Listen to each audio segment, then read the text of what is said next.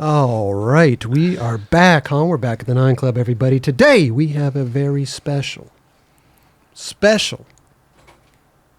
Mr. Ryan Lay is with us, dude. How are you? Pretty good. Hey, thank you so much for coming, dude. Appreciate it. Yeah, thanks for having me. A lot of things going on in Ryan Lay's life, I feel like, at the moment. You just came off of Endless Beauty, Sci-Fi video. Congrats on that, by the way. Yeah, Thank you. Dude, amazing. Also, you just came back from a cross-country... No, it's not cross-country. Down the west coast of... Yeah, we crossed the country vertically. Vertically, Yeah. North to south. Vancouver to...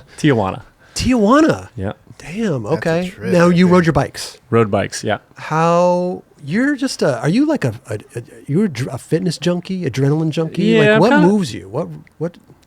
I guess I'm like an endurance junkie. Okay. Like I'm really interested in the abyss of endurance. I'm not like a particularly strong athlete, but I got into doing multi-day, I guess you could call it adventures, and I don't know, just kind of stuck with me, and I've done a lot of stuff on foot, done a lot of stuff running, done a lot of stuff on bikes now. What was the first long, like, did you, because I know you do the hiking stuff. Yeah. What's it called? Through hiking or something? Through hiking. And through hiking is like when you start, it's like a start to finish hike.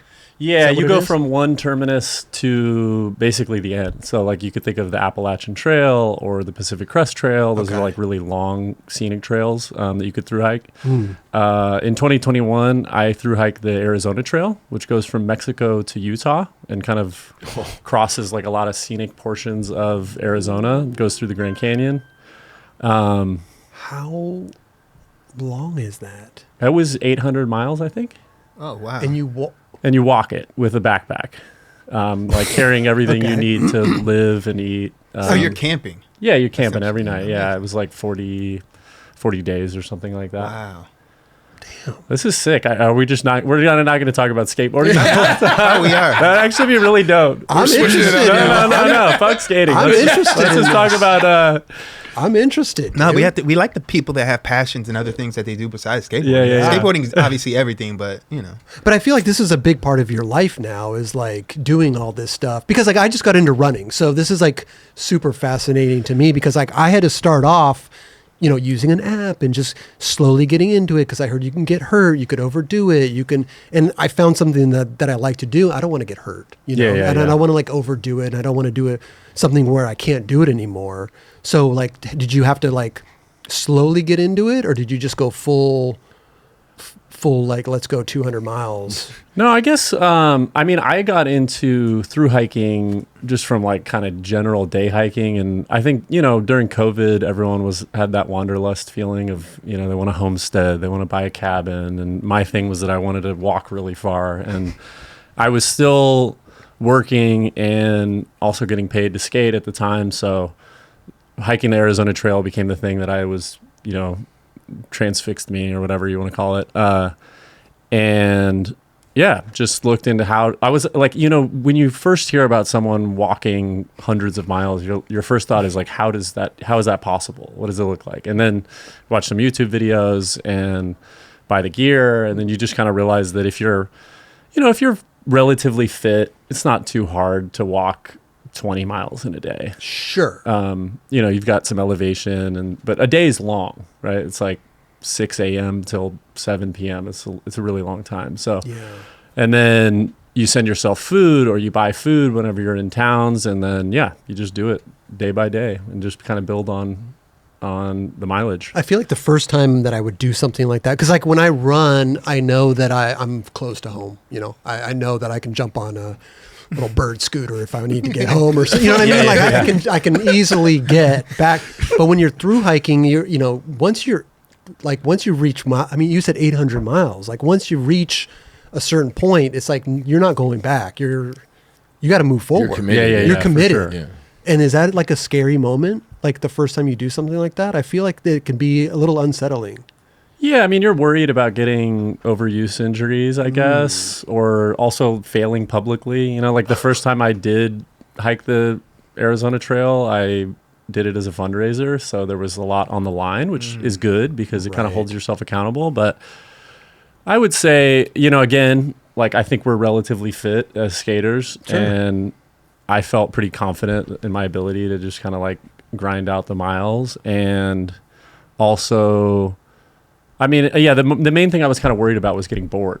Like you spend a lot of time by yourself Thinking. out there. You're just out there all the time, and it sucks sometimes, and you've Yeah. got full sun, and you're just like, wow, I could be hanging out with friends. Or What, you did it all by yourself? yeah, that one I did like 700 miles of it by myself. That's amazing. Yeah. That's a lot of time. Yeah, I mean, by you meet up yourself. with people, but that's also like Who's out there? no. So there's like seasons to do these hikes, right? So everyone starts the Pacific Crest Trail in April. So there's like what you would call a bubble that moves on those trails, and like the bike ride that I just did, the season to do it now is right when it's not too hot down south, and but before the rain has started up north. So we started at the time that we did for a reason, and then you see other people who have either been riding from Alaska, or they started in Vancouver, or maybe they started in SF, and you end up camping with people and hanging out with them. Are you running into any? This is a concern of mine too. Wild animals like mountain lions, bears, like stuff. Do you have like any protection? Do you ever encounter these animals while you're Yeah, I out mean, there? you're supposed to hang your food or bring Yeah. a bear canister. I mean, I've had issues. It's mostly honestly with smaller animals like rodents, raccoons, and stuff like Oh, but that. you could just No, but they'll like chew through your backpack or like rip shit off of your bag. Oh. Anything that's like foam. Like honestly, like I've had more trouble with those things. I mean, obviously, okay. there's not the kind of like life-threatening danger that you would get from a bear, but Right. that is a real concern. Like Gotcha. there's areas like if you're hiking through the Sierra, you have to have a bear canister, and it is a real concern. Or if Yeah. you are in say like Glacier National Park, you're like that's real. Like you'll see grizzly bears out there. People get attacked by them. Jeez. It's pretty rare, but you got to be smart about it. You got to carry bear spray. So you got your bear spray. Yeah, I got Okay. bear spray. Wait, you said you send yourself food? Yeah, so typically you will send yourself food, and you could send things general delivery. We're getting real into the I into know, the weeds this here. how you get. Yeah. You can send stuff general delivery to a post office, and they will keep it there for you for I don't know how long, Okay. maybe like 2 weeks. But you could, hypothetically, like say you were to look at the coast of California, you could send care packages to yourself along the way. Okay. Yeah. But most people, if they don't have any dietary concerns, are happy to just kind of like pop into a gas station every few days in Right. some small town. You're in Idlewild and you go to the gas station, grab food, or maybe hit a convenience store or something like But that. that's also biking in like an area, right? But when you're like on a trail, there's no like you have to really pack appropriately. when Yeah. you're- So, but the trails, like if you're hiking things on foot, that's much more of a concern that Okay. you'll have probably anywhere between, it depends on how much mileage you're doing, but you'll have anywhere from say 3 to 5 days without food that you'll have to carry food before Yeah. you get into a town. Where's this? That is going up Whitney. Oh my, Mount Whitney. Yeah. that's amazing. How long was this journey? That was like, so I got into this discipline that's called fast packing, which is basically like really big days with a backpack. So it's kind of a mix of like trail running and backpacking. Wow. But I mean, those were like 35 to 40 mile days on trail. From sun up to sundown, pretty much. Straight up from sun up to sundown. Yeah. Like I'll wake up before sunrise and like get to where I'm headed like Okay. well after sunset. Wow, man, that is incredible, I mean, dude. it really is. Shit. Mount Whitney. And how long was that journey? I'm sorry, did you just say? That one actually, like I had an issue with those shoes that I was wearing because I got a size that was too short. So I ended up just doing like maybe 70 or 80 miles, and Okay. then, or it says there 66 miles. And then I think I went back to finish the JMT. That's the John Muir Trail that like famously goes. Oh, okay, I've heard of from that. it goes from Whitney to Yosemite. Got you. It's kind of like a shorter distance in the grand scheme of like long scenic trails. It's a shorter through hike. It's amazing, dude. Super cool, man. So once you're out, in the Epically Later, you were doing the Tahoe one, which was Yeah. like, how many miles was that one? I feel like it was maybe 170. Okay, I was going to say 200 or something, maybe. Or maybe 200. I don't know. I think I was averaging 35 miles a day Okay. for 4 or 5 days. So whatever that math Wow. is. Maybe 5 days it was. When you And how long ago did you get into this? You said during COVID? Yeah, 2021. Okay, I 2021. got into through hiking, and then I kind of like got into running from through hiking, because once you realize that you can do this big mileage Right. with a backpack, you're like, oh shit, if I took the backpack off, I could run really fast. So I like went straight from through hiking to trail running and like ultra stuff. Like Wow. that was the thing that I was really into. Like my first time running was running the Grand Canyon from rim to rim to rim. Dude, this guy. I mean, I just ran down the street. Like, I didn't do much. You know what I mean? I downloaded an app and like, but this is like from my couch to a Couch to- 5K. couch to 5K, Couch to yeah. 5K, right? But if you spent all day on your feet, like that's a good, you don't get probably the aerobic fitness of it, but that's like a good chunk of what makes up the base of like, trail running. It's like power hiking uphill, running the flats, running the downhills. But the downhill running, right? Can you get the shin splints? Is that like it's way tougher on Way you tough. than running uphill. You would think going downhill is easier. Like it's easier than going Yeah. uphill. But there's a lot more injury prone, I feel like, going downhill. Yeah, right? for sure. It's like It's just, the resistance. Yeah. It seems. yeah, the resistance. I mean, yeah, you have that like momentum, but it's definitely much tougher on your body. Okay. Like if you want to run and not get hurt, like running uphill will build a lot of fitness. That's Okay. like what people do. Right. You know? So like doing all this, because like, how does this work with your skating? Because like, I'm hoping that with my running, not everybody, but I got a few comments like, what about your knees, this and that? And like, I guess if there's a certain way to run on your toes, certain form, Yeah. it's kind of like skating, like, Right. but I'm hoping that my endurance will uptick on my skateboard because I can run far. Have you noticed any like endurance Yeah, I mean, from it's kind of tough because I just have a lot of, like, I just can like eat shit for a long time. Like that's like a quality that I have. Like anyone who's ever filmed me, apologies on camera right now, but I can just suffer for a really long time. And Yeah. I don't think that, like when I got into trail running and through hiking, it was at a time when I didn't really know what I was doing with my skate career. And I didn't do it. If anything, probably it hurt my skating a little bit. 'Cause Really? I just was focused on other things. And Okay. I think there's probably a way that you can run pretty regularly and integrate it in with skateboarding. But like if you're running 10, 15 miles when you go out like on trails with elevation, like you're not going to be in great skate shape. Gotcha. But yeah, like when I was doing the most of that was probably when I was like not really focused on skating. I was kind of just at like a low point in my career, and Okay. it's fun to be a beginner in something.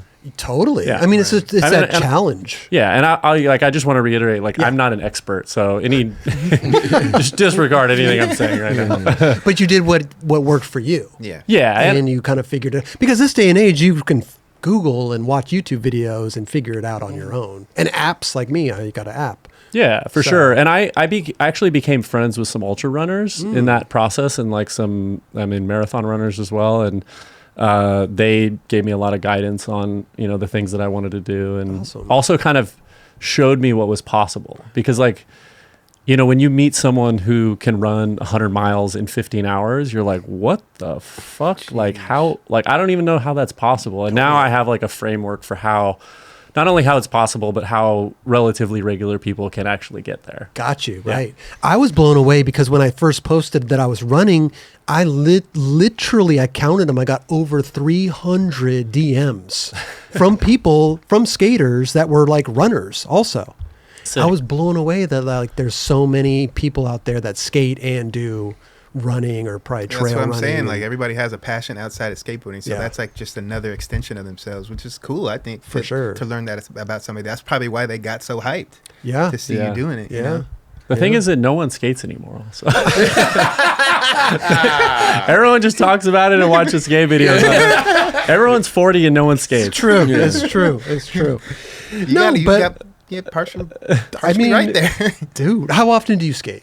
I haven't skated in months because I've been biking Right. every day for the last month. But regularly, I'll skate 3 to 4 days. 3 to 4 days. Yeah, and I mean, we talked about this a little bit before the show, but I am a person who likes to take the assignment seriously. So if there's something going on in my life that requires me to skate, like I have a New Balance trip next month, and I'm like, I'm not gonna fuck around and go running and Okay. do some big adventure, but I'll take, if I have some windows, I'll try to like figure out some big mission that I want to go on, and then I'll get back into skating. But Okay. I mean, I'll skate like 5 days a week, Oh. 4 or 5 days a week. Do you feel rusty at all when you were like taking time off from skating when you come back? Yeah, I mean, I was supposed to go.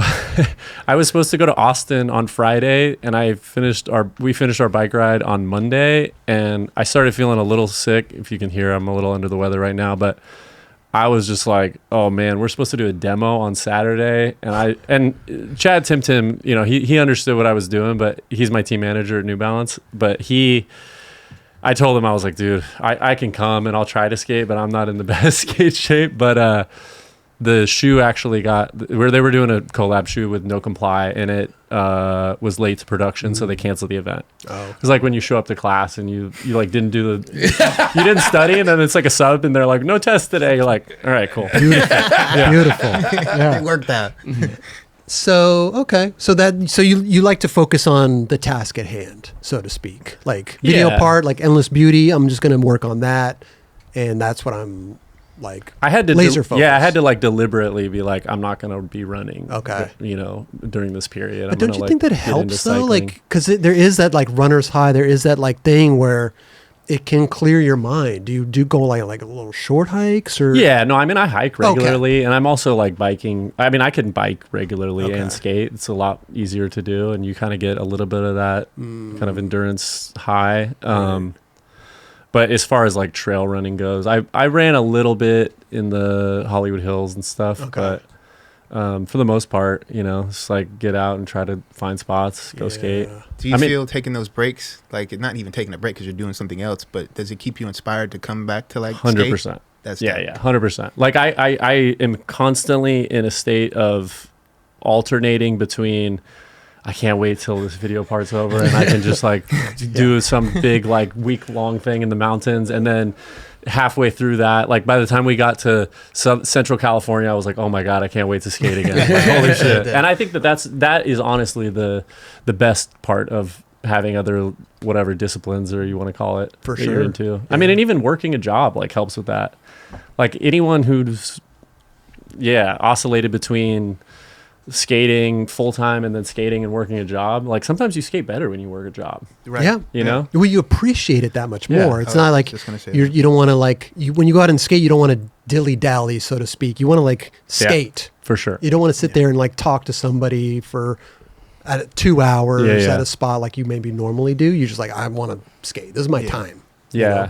You're a little more like focused. Yeah, for Yeah. sure.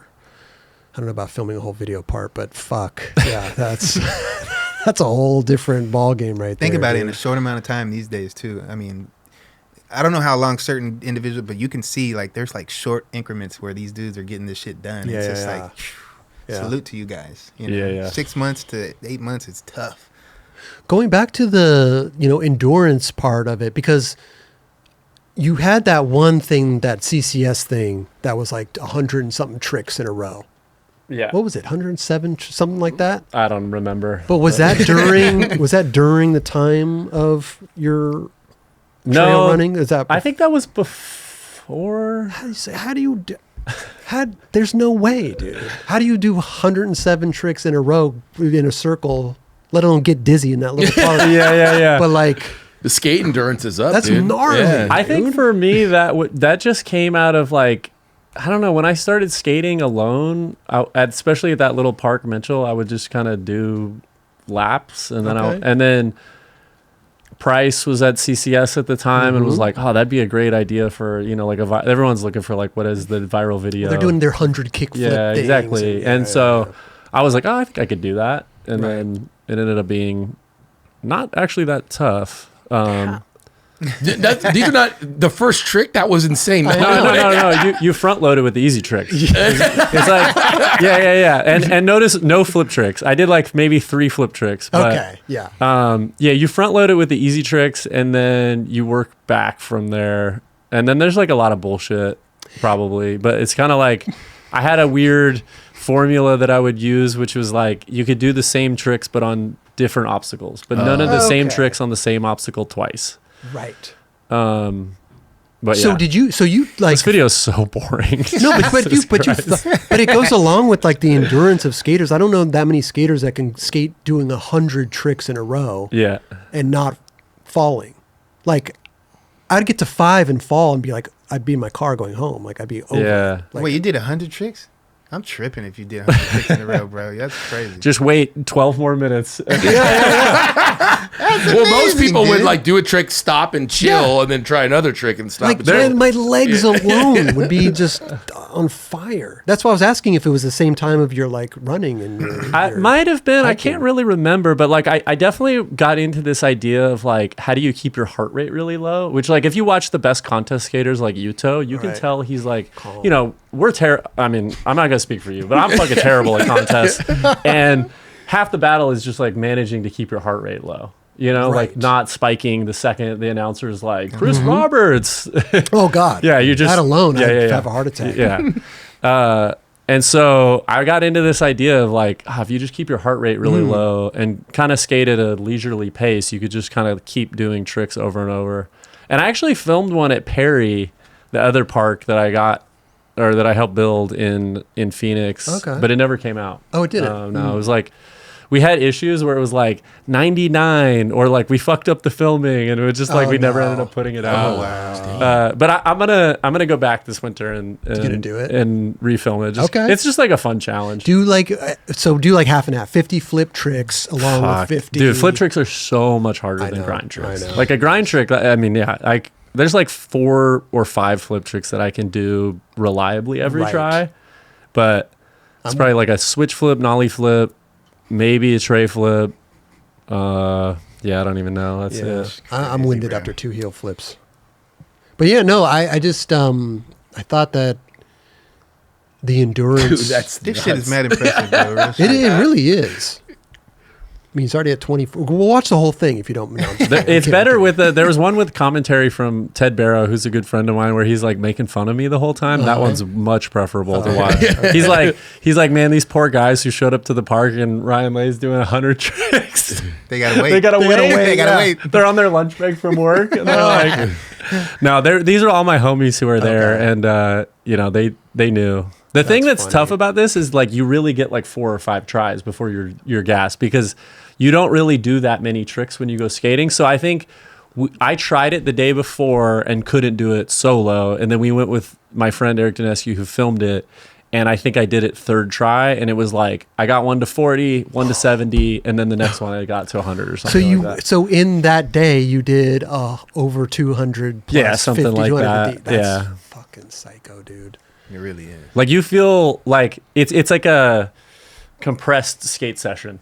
Yeah. You know, like you compress a whole 2-hour long skate session with talking into 10 minutes. But are you forgetting what tricks you're doing at I this know. point? No, you actually can remember Yeah. pretty well. Like better than you think. Like I would have I had like a kind of like circle 8 quality that I would do where I would like do all the switch frontside tricks and then all the switch backside tricks and then all the regular tricks on the It was also like 80 degrees when we did this. So Does this count as a trick? Drinking water? I don't think so. That's amazing, dude. No, but I think that's really it's impressive, dude. It's really impressive. Have you seen anyone else do something like this? Not that I could think of. I mean, there's people who could do it much better than me, for sure. I just don't think anyone has because it's kind of a stupid endeavor. Are the 100 kick I mean, flips in a row thing that's one of the CCS? No, or is that they're just not. edited? Okay. Yeah. Yeah. It's movie magic. It's crazy, dude. No, but Frontside 180. frontside 180. See, there's Hey, so it's much a trick. bullshit in here. Yeah, it's okay. It really No, is. it's interesting. So you really think that like you can't? So the stuff that you do, like the trail, the hike throughs, and all that stuff, is not conducive of having better endurance for skating, or is it kind of half and half? It's tough to say. I mean, I guess I'm kind of the opinion that the best way, like everyone hits 30 and then they're like, I got to go to the gym because I want to have longevity skating. Yeah. But I think the best way to get good at skating is to skate Skate, regularly. yeah, yeah. Like if you look at a shod, I don't think a shot is like clocking in. Maybe he's clocking in hours at the gym, but I'm like, that dude just skates all the time. Yeah. Like you look at Jamie Foy, he just skates all the fucking time. Right. And I think everyone wants to like do this other side work, but it's like, how can you skate regularly and not get injured? You know?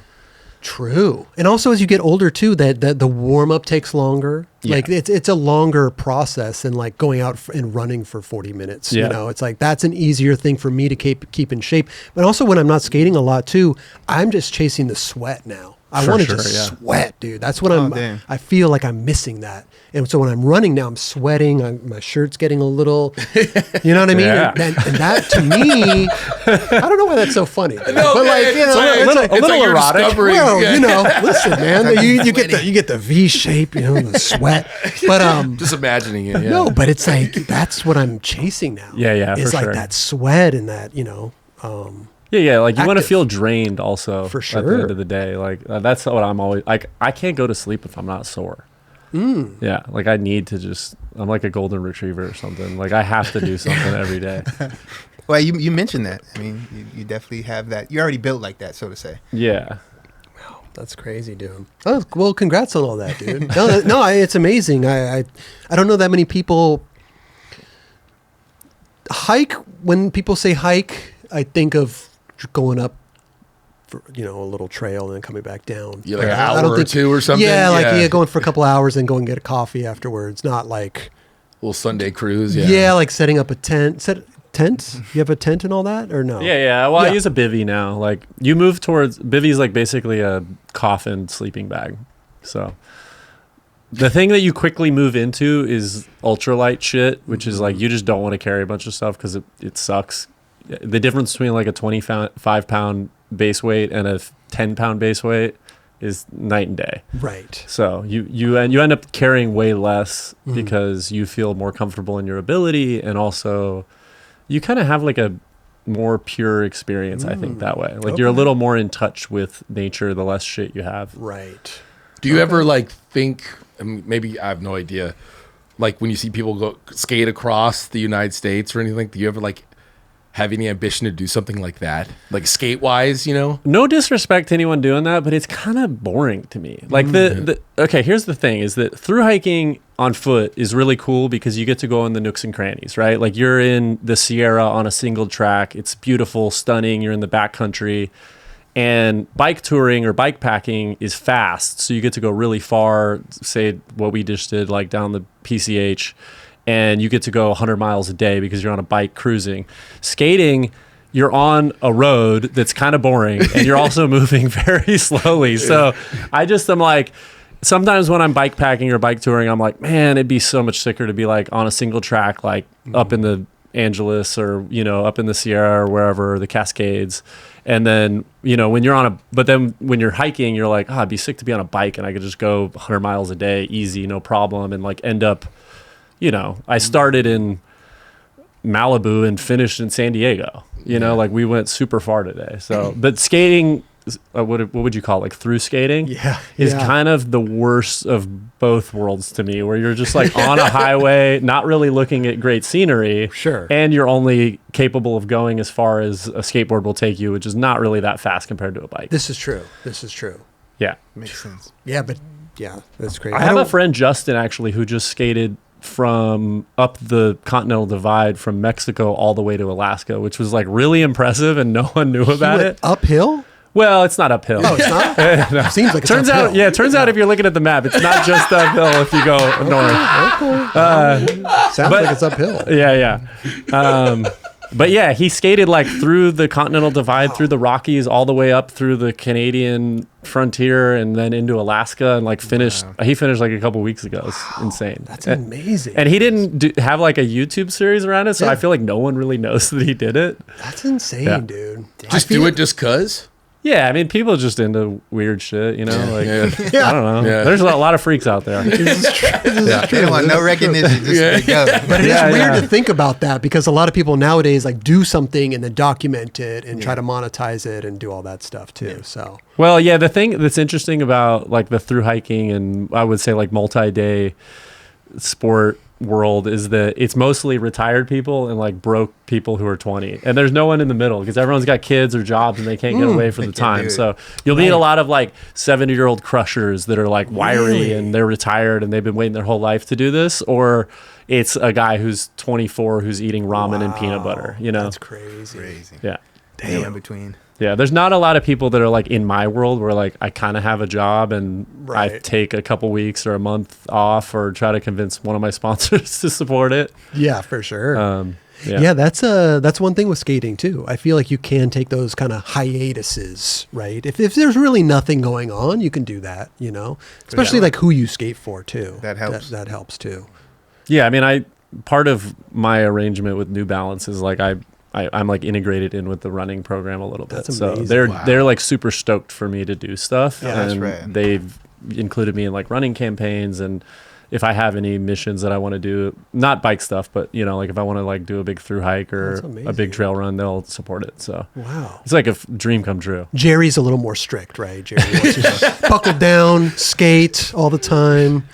Yeah, I mean, I think at one point when we were filming Endless Beauty, which I'm pretty self-motivated. Like I've lived in Arizona most of my career and I've done things mostly on my own. I don't really need a whole lot of badgering. And he knows that, but like there were definitely some moments where he's like, I think you should probably chill on this stuff and work on the video. Really? Oh my God. Yeah.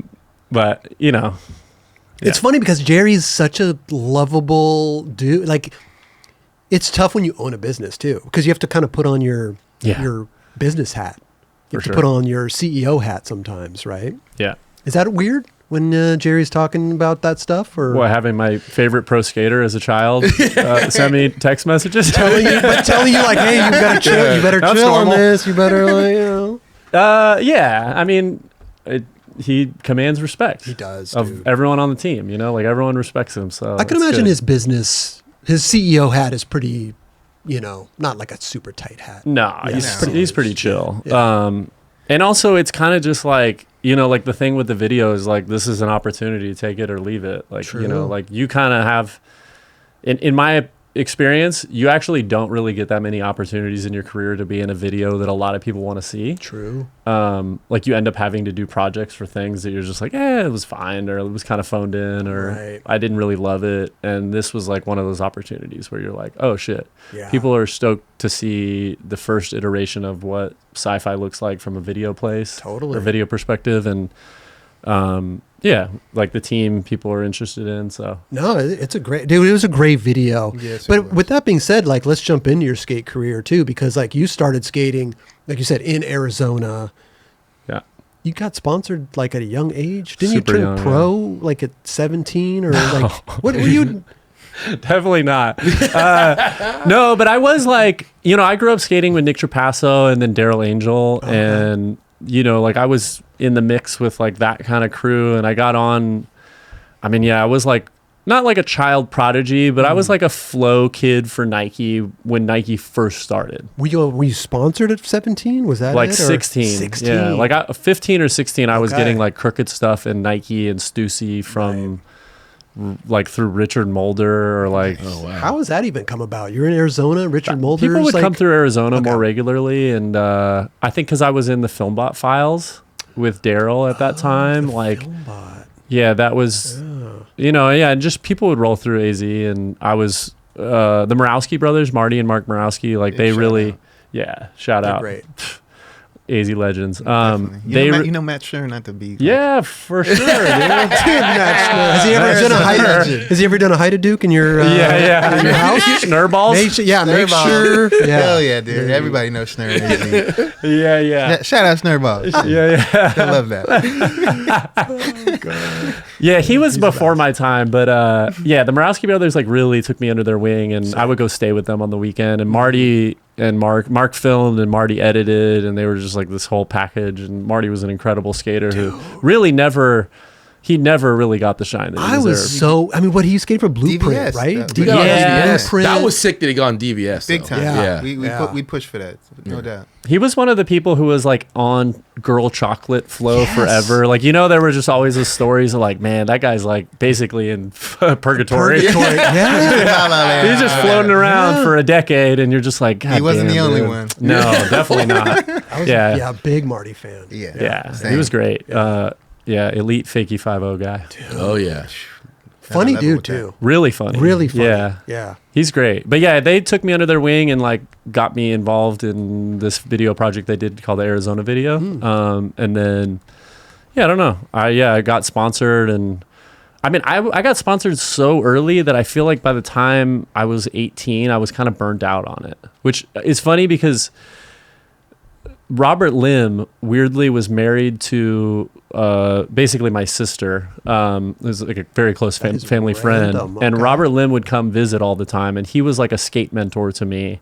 And I remember him vividly telling me like the New Deal guys had come to town and they wanted to give me stuff, and he's like, don't get sponsored, like just ride it out. Okay. And I was Okay. 14 or something, and just like, you're an idiot. Like, all I want to do is be sponsored. But he was so right in that moment because Depends like, who you're skating for. for sure. But Yeah. also like you just get burnt out, like I was skating was like my entire life. And I think I just got burnt out. I didn't have like that longevity at the time. So I pretty much quit skating and went to college in San Francisco by the time I was 18. That is insane. But when you say like burnt out, are you like constantly filming videos? Like, what are you burnt out on? Yeah, I like think going I just on tours. No, You're not I wasn't going on even. tours. No, I wasn't Like, going on tours. I was yeah. never really like even. I didn't even make it. Like I wasn't an AM for anybody. I don't think at that time. But I just I don't know. Like I had skated and filmed a bunch of video parts and just was like, I want to do other stuff. Like I want to be a mediocre to bad artist. Like. So I did that for a couple of years, and then I got back into skating, living in San Francisco. Did you fully drop skating, or would you go skating on like a weekend? Or I something? pretty much like. Yeah, I was just like Really? art school kid, not really skating very much. But Did you get a degree? no, I went for 2 years, dropped out. My mom was like, "You're gonna go back to school. If the skating thing doesn't work out and you don't start making money in 2 years, you're gonna go back to school." Started making a little bit of money riding for iPath, and then had a couple opportunities there. And then I went back to school in Arizona when I was like 25, and I did get a degree at you like did? 26 or something. For art degree? No, I got Oh. a degree in public administration, which was just kind of a Hell is bullshit. that? Yeah. But it's like a degree that enables you to work in the public sector. So if you want to work for like the city of Tempe government, okay. like getting a public admin degree is a good, and it overlapped with what I was doing at the nonprofit that I ended up starting when I was in school. So, Okay. grant writing, working with the city, working with the schools. Yeah. Interesting. So what was, because like you said when you started skating again when you were in SF, you got on, you said iPath? Or Yeah, I was writing for Rasa Libre, at that time. I love that company. Yeah, I thought it was amazing. It was sick. The first generation of Rasa was way sicker than the second generation, but the second generation was cool too. Didn't they sell or something, or what was?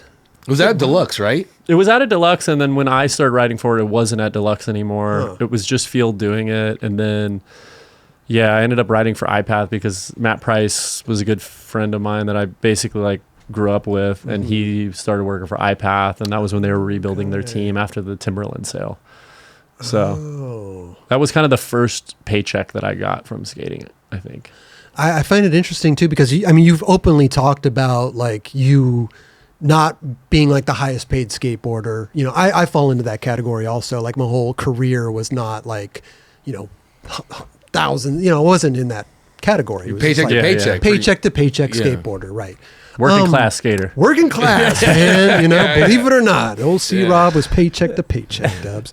But I find it interesting because like you openly talk about that, and it's so true. Even to this day, I feel like even more so now. It's like a lot of the skateboarders are on like just board royalties. How many boards are they actually selling a month? Maybe like 200. Yeah. On some bigger companies, it's a $400 paycheck. Like It's like 12 coffees. right.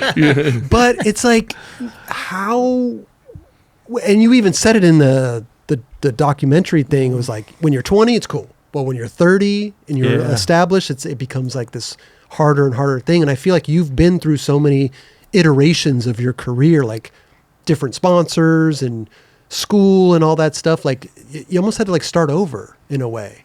Yeah. Did you ever feel like that? Yeah. I mean, yeah, in a way. I mean, you just have like also this contentious relationship where you're like, I love it. I want to make video parts because I feel like my body is young and able, but at the same time, I mean, skating's scary. Like that it sounds like cringe to say that, but like high level skateboarding is like a scary thing to do, and you get injured and you're just like, I could just not be doing this. And then you have friends who move into different career fields and they start doing well, and you're just like, holy shit. They buy a house and you're just like, I'm on a couch right now. Yeah, I always equated to like, I never wanted to be the minor league baseball player who's like moving his family to play for the Tulsa Tornadoes. And it's like, they're 35 and have that delusion that they're going to make it. Like, there's a lot of guys like that. And it's rough because there's also not a lot of clarity in the industry of basically like, where do you stand, what your future is here. That's both on the skater side and on the brand side. I was going to say, who's like, sometimes the skaters they have a hard time standing up for themselves and they just end up in, like Marty or someone writing for a flow for a brand for like a decade. And then sometimes the brands have, they're just down to just keep people in limbo for a while. Yeah, the communication inside of skateboarding is very non-existent sometimes. Yeah. Which sucks, because I want to be told like, oh, we don't have a place for you here. Sure, yeah. But sometimes you get told that and then you stick with it, and it turns out that they do have a place, later on down the line. But that's neither here nor there. But what were you? What was your favorite? Not favorite, but like you skated for like Enjoi. You skated for like these like amazing companies. Yeah, post Bag of Suck, Enjoy. Post Bag of Suck, right. Yeah. But Jerry was still on the team, right? But it's funny, yeah, he was on and then he left for Chocolate, and that was actually like part of the reason why I ended up leaving. Damn. Yeah. So how long were you on Enjoi? Like 2 years or 2 something. years? Yeah. That's not a bad run. Yeah, it was fine. But did you feel like when Jerry left, like this, because Louis was still there, right? Yeah. Louis was kind of the guy. Yeah. Did you feel like, what did you feel when Jerry left? I mean, I got kicked off, so. Oh, I thought you left. No.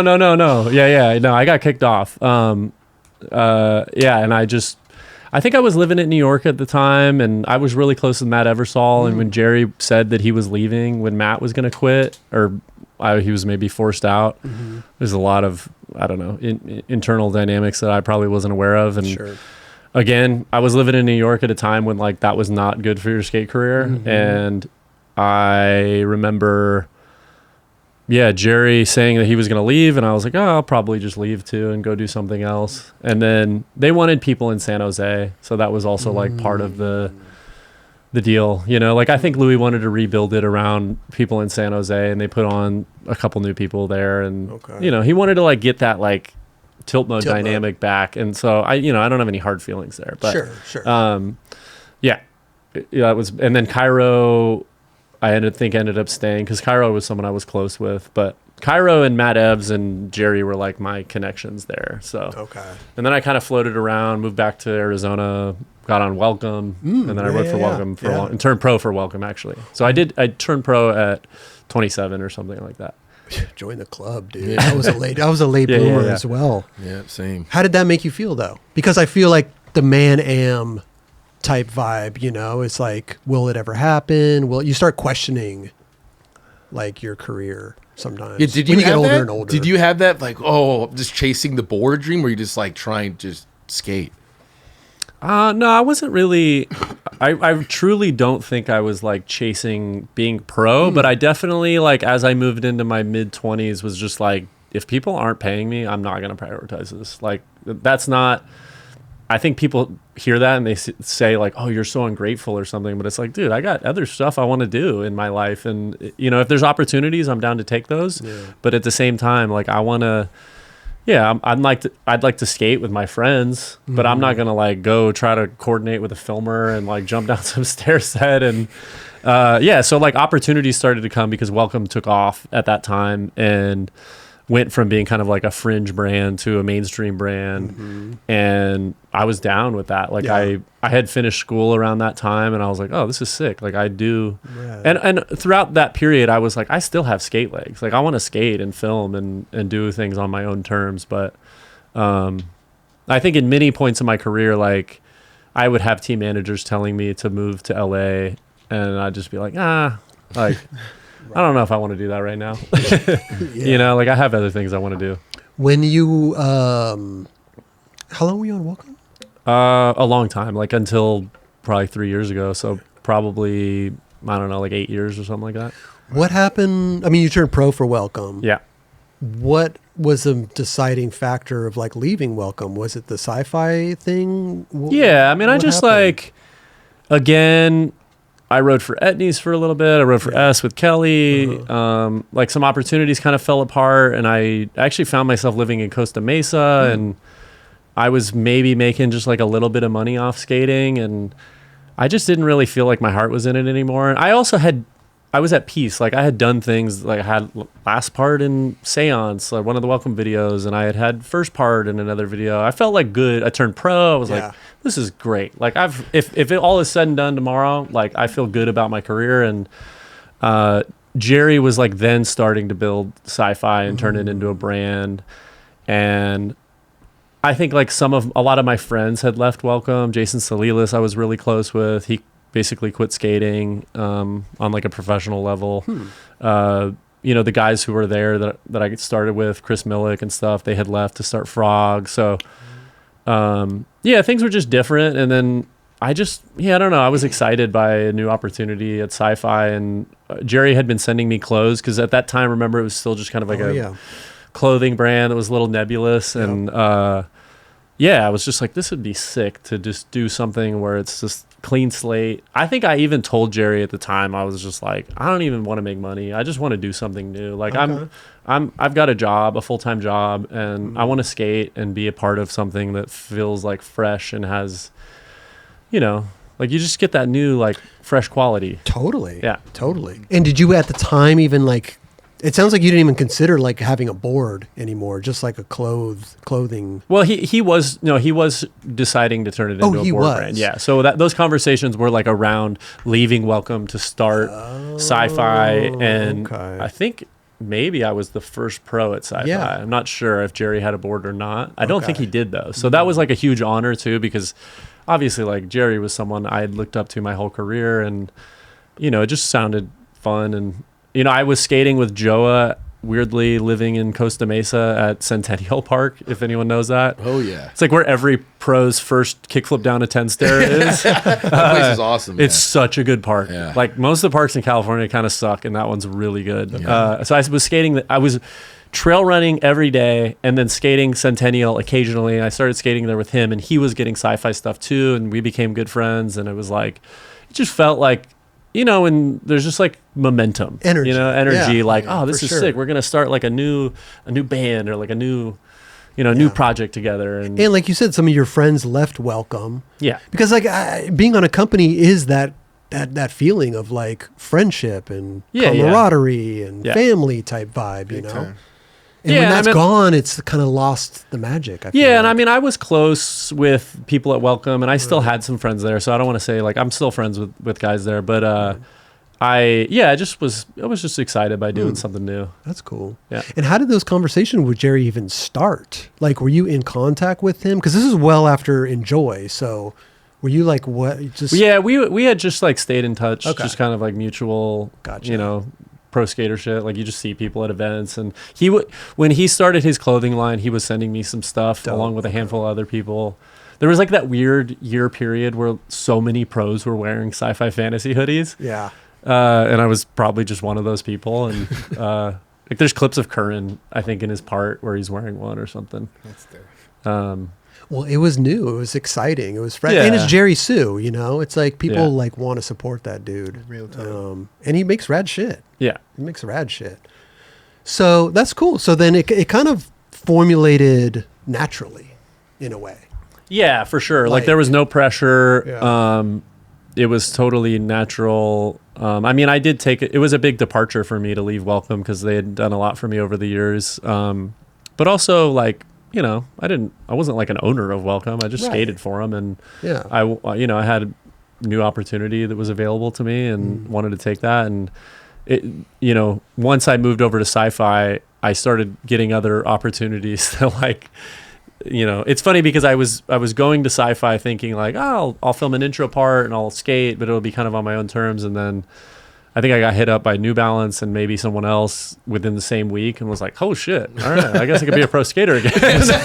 I love amazing. that. But was that off of just getting on Sci-Fi? That was I think so. I mean, that's crazy. That's dude. basically like, I mean, that's how the industry works. No, but I feel Yeah. like times are changing though. Where like you don't even need a board sponsor now. Sometimes it's like Sometimes some of it's these true. people. But to get- Sometimes, but I think sometimes. I think a lot of brands are looking for like if you're a New Balance, you want like a little piece of hockey, a little Yeah. piece of, Sure. of That's Sci-Fi, true. a little That's piece true. of Passport. You're the Sci-Fi guy. Yeah, exactly. Yeah, like they yeah. want to be able to like collab with that brand and Right. just you know, and also like we put out a video. There's a bunch of New Balances in the video. That's good for them, right? Like Yeah, true.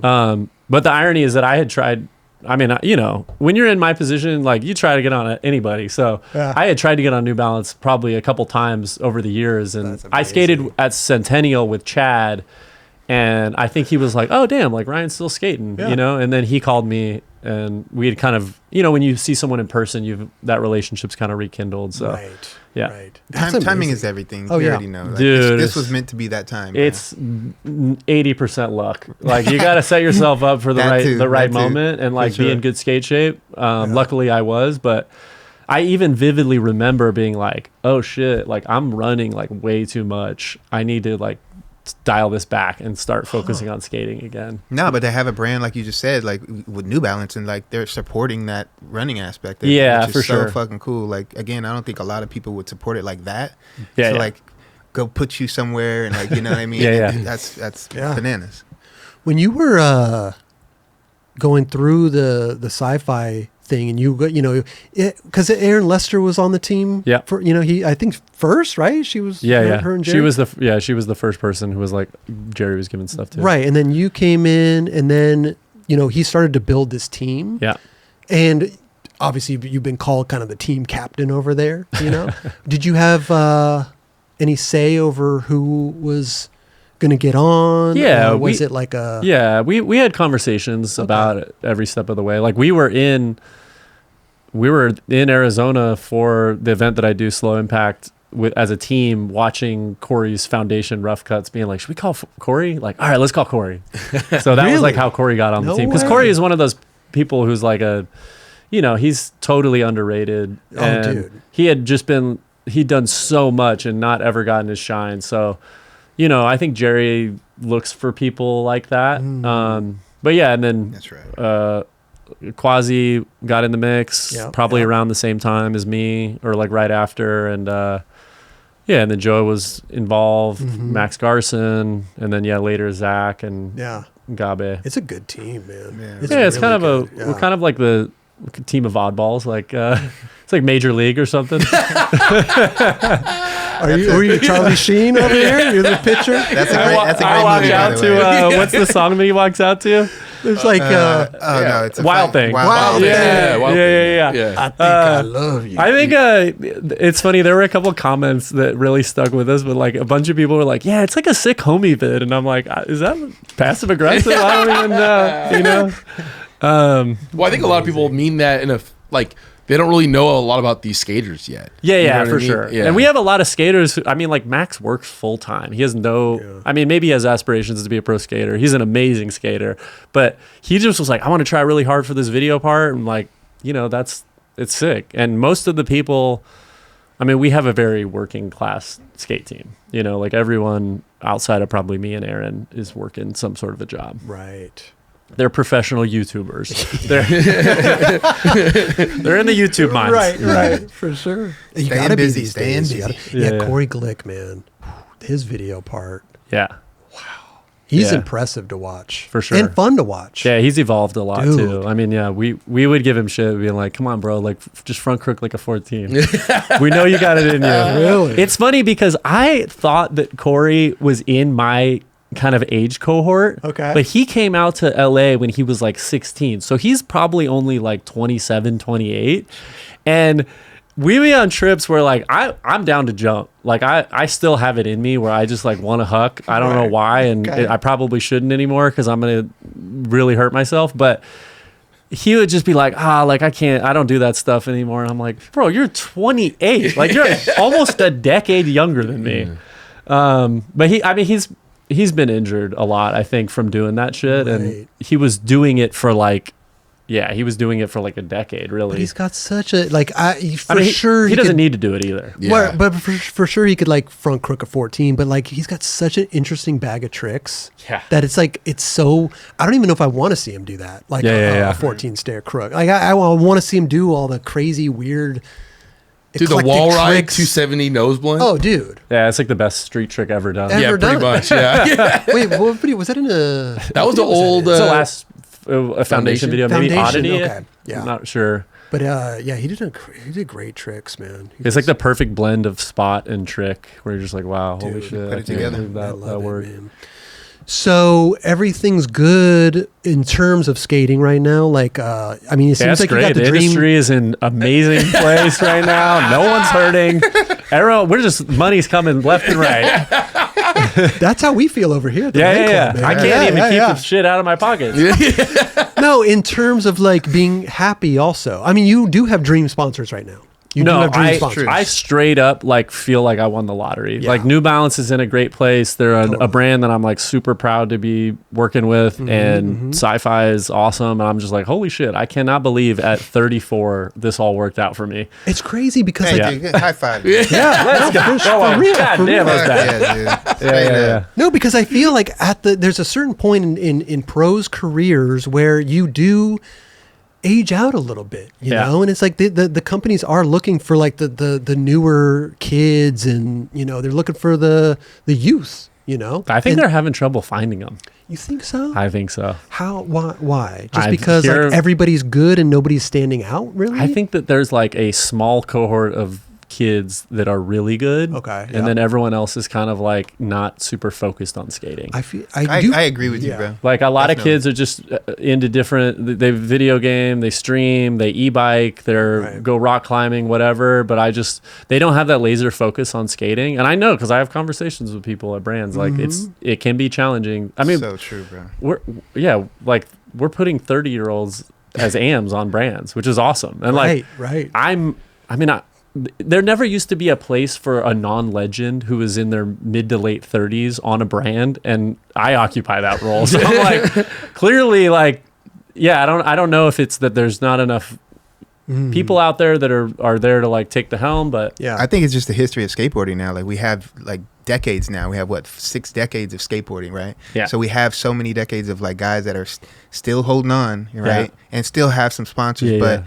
now there's even more now. You know what I mean? So I agree with you that this is definitely turning into a bunch of older guys that are getting yeah, on. we're but- all 40. Yeah. I mean, fuck, dude. But they're I'm- still influencing the skating going Well, you on got out there. Reynolds I getting a never would've share thought- on New Balance. I You never know? would have like, thought I would be here, like, and I'm not even skating like as much as I used to, but I mean, shit, dude, like, Right. I never would have fathomed like I would have had a position in skateboarding at this age. Yeah, you know what I'm yeah. saying? So, salute to everybody that's older and really got a fucking sponsor right now, dude. Yeah. I think we're also running into like the first generation of street skaters that are, because vert skating, like there's just such a chasm between vert skating and street skating. So now we have a lot of street skaters who are getting into their late 30s and late 40s and are Yeah. able to like, skating's also changed. It's not so hammer driven. So like there's ways to stay relevant Right. that, Reynolds skating is good to me. Like Yeah. it's not like, oh, this old guy's, like it's not a charity project. Like I feel like I watch his skating and I'm like, yes, dude, I want to see more of it. It's Right. sick. I don't And- need to see him frontside flip a 15. No, for sure. And just the fact that he is getting a pro shoe at this age also. Yeah.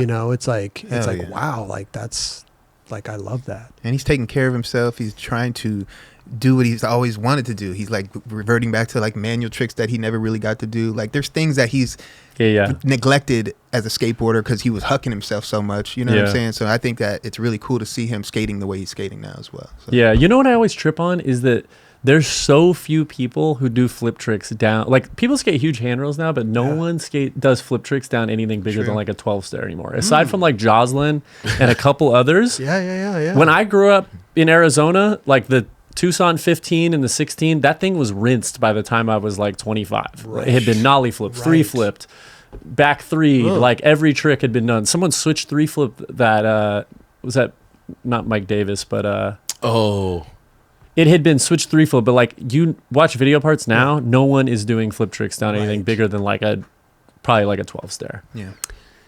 It's very rare that you see stuff like that. It hurts. You gotta It does, yeah, it does. Like people have like hacked the code on grinding big handrails and making it a lot safer, even though they do eat shit. But like you can't really like crack the code on flipping down a 16. No, Let's do it you're first right, try, but that's not. Your that body's easy. got to be built. Yeah. Gnarly. Yeah.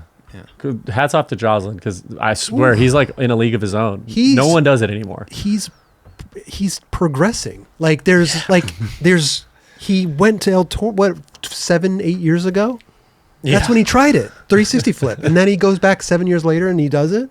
But his regimen, it seems like he's like trying he's to like build better his body skating. and doing these things that are going to kind of help him complete what he's trying Yeah, to he's do. skating better than ever. Yeah. Dude, I but But just to see that is amazing. to train your body to jump down 20 stairs is nuts. Yeah. Did you see any of the Psycho. stuff that he was doing? I was like, "What are you, dude?" He's like sitting against the wall and like doing it for I don't know, maybe 5 minutes, and he has these weights on his fucking legs. Oh, wow. And he's like sitting there for a minute, and then he's like, "All right, take the first one off." And he's sitting there, and he's like, "All right, take the rest off." It's just like, dude, this dude's like, he's trying to make sure that he's able to do. He's the these new things. Beeble. I mean, to a degree, yeah. I mean, No, but it's just amazing to see somebody like that. Just like, I mean, Yeah, I guess I never thought about 360 that flip though. El Toro. That like the Reynolds frontside flip in huge gaps. There's no one doing that right now. Dude, Except for if the you Jocelyn watch shit. Stay Gold, he's doing like they do every trick down a 15 or a 16, basically, and you never see that anymore. Yeah, down the Davis Gap. Yeah. Oh god. and forgive us if there are some hookers out there we're forgetting about because obviously we're just No, for sure. There's hyper-focused. there's a handful, but there For used sure. they used to be like abundant. Totally. Wow. Yeah. I mean, think about how many tricks have gone down Hollywood 16, but I know. in recent years, not very many on the stair set. Right. You know? But a lot of tricks have been done too, so it's like recycling old tricks and shit. So yeah, you have to be creative in a sense. Yeah. As well. But to that fact, I mean, there's so many stairs around. You could just go to any stair set, really, Yeah. and like find a 10 stair, 15 stair, or, Yeah. you know. But it's got to be like kind of noticeable though. Any 15 stair is not like Yeah. the coolest looking thing. You want to go to Hollywood 16 to do something at a spot that sure. everyone knows. add a notch. Yeah. Yeah. So I don't know. Yeah. What was that? There was like a 20-something stair that like Tommy Guns like frontside flipped or something. On In San Diego. Yeah. Enzo Catella did some crazy shit down that too. Oh, Maybe hard okay. flipped it. Huh. Damn. He But was a there's- hooker. But there That dude are could hug. stuff, right? There are stairs out there. I don't know. You got a good point. Never really thought of that. I just feel like people do big shit. Yeah. Well, he's right. People crack the code of like the handrail kind of aspect of it, which is But still also- gnarly, but That's why. Oh, here. This is the stair set right here. Go back. Yeah, there's the hard flip. Bam. You're not going to see that in That's 2025. crazy. Now, do you think that's just like people taking the easy way out? I mean, they're still doing crazy shit. They're still doing crazy handrails, which you could get broke off on. Yeah. But It just hurts so bad to jump down stuff like Yeah. that. Like there's the rare instance where you like eat shit on a handrail, but I think for most of the guys who are really good at first it, try. well, first try or just like they have like a safety run Yeah, out situation. control behind it. Yeah, there's control. you ever watch Leo Romero skate a handrail? Never in person, no. It's like it is almost everything's first try, but he has the etiquette of like or the understanding of getting out of certain tricks Yeah, on yeah. rails, which is very impressive. Yeah. I mean, I've seen Foy skate in person. It's ridiculous, dude. It's so crazy. He's next. Everything level. is a flat bar. It's crazy. Easy. Yeah. Man, you got a good point. But yeah, also, we did go through a time also where like just the everybody's so good, but there was Yeah. never like this the one kid would stand out. Yeah. But with all the you have a whole group of people that are good, and then that one person stands out. So then that person would get swooped up. Yeah, and I think companies are looking for interesting more than good. Right. Like good overlaps with interesting. True, but like at true. the end of the day, like you want people who like look good on the Yeah. board, are interesting in some capacity. Yeah, a little more to it than just you're Yeah. just fucking the best skateboarder. Yeah, raw talent. It's Yeah. not like a meritocracy, you know? I feel like that kid, Aimu, was like the one kid that people were like, holy shit, that kid's Yeah. got something different going Yeah. on. Yeah. Super special. Yeah, Yeah. yeah, yeah. Definitely. The special. Yeah. That's Yes. the word. X Factor. Yeah. Mm. X League. Uh-huh. Yeah. There's lots of good young kids, though, still. Yeah, no, for sure. Yeah. For sure. No, but it's interesting. I think also, I don't know if it means more to be, you know, have a career maybe to kids or making money, because everybody's making money through like social media nowadays. And like, there is a lot of talk of like, there is no money in the industry. I wonder if that's like a turn off to up and comers.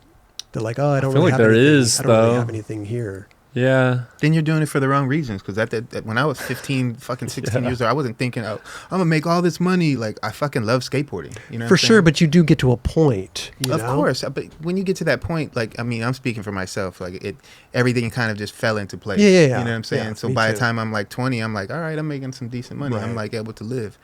But for some of these kids these days, the inspiration, you have to already be built like that. And what you were saying earlier, I don't think there's a lot of kids that are kind of built like that because they have so many distractions, bro. It's like whether it's a fucking iPad or was that a burp? We're having, No, a, I'm we're just having a real thinking, old like- heads moment right Yeah, now. no, for real. Kids so too distracted. No, I mean, I'm just seeing it like that's how I'm seeing it. You Yeah, know what I'm saying? I'm too distracted. Even for my son, I'm like, dude, Yeah, this yeah. is like, how is he going to focus on something when you got all these little distractions? You know what I'm saying? Mm-hmm. And maybe what was my distraction, or like when I was younger, skateboarding. No, like I vividly remember when I was in junior high, it was like sports suck, hanging out with friends suck, girls suck. Like I'm just all I want to do is skate, you know? Right. Like everything else was just a distraction. Right. I think it's just hard to have that kind of laser focus in anything now. But you got bored of it though. Like Well, yeah, I did. Yourself, Yeah, like yeah. you got bored, you know? Yeah. And you, But I you always took a different direction. I always kept like my ability or like moving the ball forward just a little bit. I had this realization a couple years ago. Someone asked me about it. But like the moments when I would kind of quit skating, I would still always kind of hang on enough where like if I was trail running for a year and just working, I would still kind of like keep my skate ability and always put some project out that would just kind of just enough to like Trickle. Little Yes, because trickle, once yeah. you really turn the faucet off, like you lose that skate ability. Right. Like I think I had put out like some Dominican Republic edit around that time, and then we went to Mexico City and put something out with Thrasher. So it was like just every 6 months or so, I'd have like some little thing. You'd raise your hand a little bit. Yes, exactly. Still Like here. still here. Still Like here. Poke Thank his you. head out. Thank you. still can Thank like you. switchback nose want the small ledge at Centennial. Thank you very much. Yes, that's how you know you still got it. Oh, dude, I have benchmarks for me. Like the 2 block at Tempe Park, I used to be able to like, if I could ollie up that, I still got it. If I could switch back nose blunt, a ledge, I still got it. Like I would have like a handful of tricks where it's funny, even filming for the video, Yeah. there were a couple tricks in there that were like, to me meant everything. Like to me, it was like, fuck you aging, you know, like I can still do this. Like they're probably not even memorable tricks to anyone else, but like I nollie flipped an 11 in there and that took me 2 hours and was like, it was like, I think I had nollie healed that set a long time ago when I was younger and more spry. And I just remember being like, I have to do this. Like I have to prove to myself that I am capable of nollie flipping a stair set that is like of decent size. And I just suffered through it for seriously like an hour and a half, 2 hours. And I think there was like an iPhone angle, but you can see like Luke is visibly surprised when I roll away because he's just like, what, dude? Like, how did you, after just stacking for so long, clipping the set, landing on the bottom set, like I just, That's yeah. yeah, I had a few tricks where I was just like, I want to prove to myself that I can still do it just for me. And you your know? body was okay. I was gonna mean, say, like dude. that's a gnarly. Like just even jumping down it for 30 minutes is pretty gnarly. Yeah. I mean, it was fine. I mean, Yeah? you know, you're fucked. No. The next couple of days, that was fun. Yeah, you're gonna- Couple weeks, No. maybe? I will say Yeah. that like the thing about aging as an athlete in all regards, for the most part, like you lose a little bit of that explosive quality, but for the most part, its recovery takes longer. Sure. You know, like Sure. if you're running or cycling or even skating, it's just like, I just know, like when I was filming for this video, especially the last few months when I was in LA, I'd try a trick and I would recover for 4 days, start skating a skate park for 2, go back, and I'm like, a week later, I'm pretty good. And I could try it again. And it used to be that rebound was like 2 or 3 days. I mean, you've been on trips. Sure. It sucks because now when I go on trips, I'm like, dude, 2 tricks with a week recovery is the whole fucking trip. Yeah. Like, I got nothing. Yeah, I'm like, I got to choose my battles or like film ledge lines, because if I try something that is going to cook my legs, I'm just like, sorry guys, like Normatex, cold plunge, sauna, it's none of it's going to work. I just need a week. Did you fixate on tricks like that filming for the video? Like, did you only try one trick at a time? Yeah, for the most part, like I would have, like the way that I work filming wise is I feel like thinking of the right trick is half the battle. And then I'm like, oh, cool. Now I just need to execute. It might take me 1, 2, 3 times back, but like I know that the trick will look cool and it'll fit into my part in the right way. So yeah, I would hyper fixate on tricks. Not to the point of like Reynolds will build the thing at Baker Boys and do the trick over and over. Like I don't have that kind of discipline, but I would definitely just be like, nah, I'm not trying anything until this trick is done and I can put it away. And I had like some pretty, towards the end of the filming, I had like some pretty tragic missions that were like month long, just like, I thought that I could get through this and it's just not gonna happen. But it's fine. I mean, that's just like also Next video part. That's the name of the game. Next video part. Next video part. Yeah. Which you're working on right now, right? Yeah, for sure. Yeah. Right straight from the bike ride to the next video part. If I keep getting paid to skate, I will keep putting out video parts. I love it. That's the arrangement. That's the goal. Yeah. I love filming video parts. It's like hell, and I love it. Dude. You know? Actually, if we could go through a couple skate clips. Sure. I pulled a couple skate clips from some of your video parts that I thought was like super interesting. This one here, I like this one because I think you one-upped yourself. This is a great trick, by the way. Well, that's right next to that skate park, huh? It's right next to Perry, yeah. Yeah. Oh my. I love that. No slide, a little pop. No slide, little pop over the fire hydrant, big spin out. And then I like the fact that you went back, one-upped yourself with a nollie flip out. It's very, it's a good spot, man. It is a great spot. It's either one-upping myself or just being lazy. How is that not good? I gotta get some. Okay, I'll do that. If I really had one-upped myself, I would have backtailed through it. But I was like, we'll just do a no-slide nollie flip. No, I think a no-slide nollie flip's harder than a big spin. No, out. it definitely is. Yeah. Is that, was it hard to get that trick? Just Not to kind of really. like, lift it up? And I think I everything? actually went there and did that. That was a rare instance of I did the trick just by myself alone. I filmed it on an iPhone, and then I was like, well, I'm going to go back and film that with a real camera. Oh, seriously? Yeah. Sometimes I'll do that. Like I'll go just check out a spot and maybe I'll fuck around on it just to make sure I'm not going to waste the filmer's time. Interesting. I'll definitely I go look there. surprised there, though. It's definitely a cool trick, man. I like the little pop up. Has there been a lot of stuff done on that? I feel like that's like a really Not awkward- really. Yeah. Yeah, No, it's unique in itself. Jason Salilis nose blended through it, which is really impressive with that angle. Yeah. You don't really like use the hydrant, but it's still pretty crazy Sure. to nose blunt that Definitely. with that angle. Skating what the- goofy. How would What? you do that? It's really crazy. Wait, how the fuck did that work? Yeah, he kind of like went over the corner into a nose blunt, I think. Oh, like, but there's no curb ramp up the thing or anything, right? No curve rail. That's nuts. Huh. This clip. Oh, that's how I tore my ACL. No way. Yeah, I tore my ACL 5 tries before that. Wait, And you before? still did it. Like, Before? partial tear, yeah. Wow. Like I was fucked after that. That's the reason why, like, it looks a little ridiculous that I run off, but dude, that I had been to that thing like 6 times, and that day was close to when we were like trying to wrap up filming for Fetish, and Wow. I have the footage is somewhere on my Instagram, but like my knee popped out, and I was Really? I just like skated through the adrenaline for like 3 more tries. No shit. Because the thing with that type of obstacle is like you just have to have faith that your board will bounce the correct way. For sure. Well, my whole thing is like, where are you aiming? Are you aiming for a... I'm aiming for the the middle one. That one, Yeah, that okay. one that I just hit. I think maybe I just hit it or like barely miss it. And then the board is just bouncing and you're just hoping that you land somewhere on it. Yeah. Right. Yeah. No, it's super crazy. Like, I don't even think a lot of people would even look at that. What would happen? though? Michael Hollinger had tried that like a decade No before. way. Yeah. So it was kind of like AZ lore. There used to be a really good Wow. rail down that people would skate. It was called AC&D. Did he switch 185? Switch 185? 180 nose 180 grind. nose 180 grind. nose grind Staples. Yeah.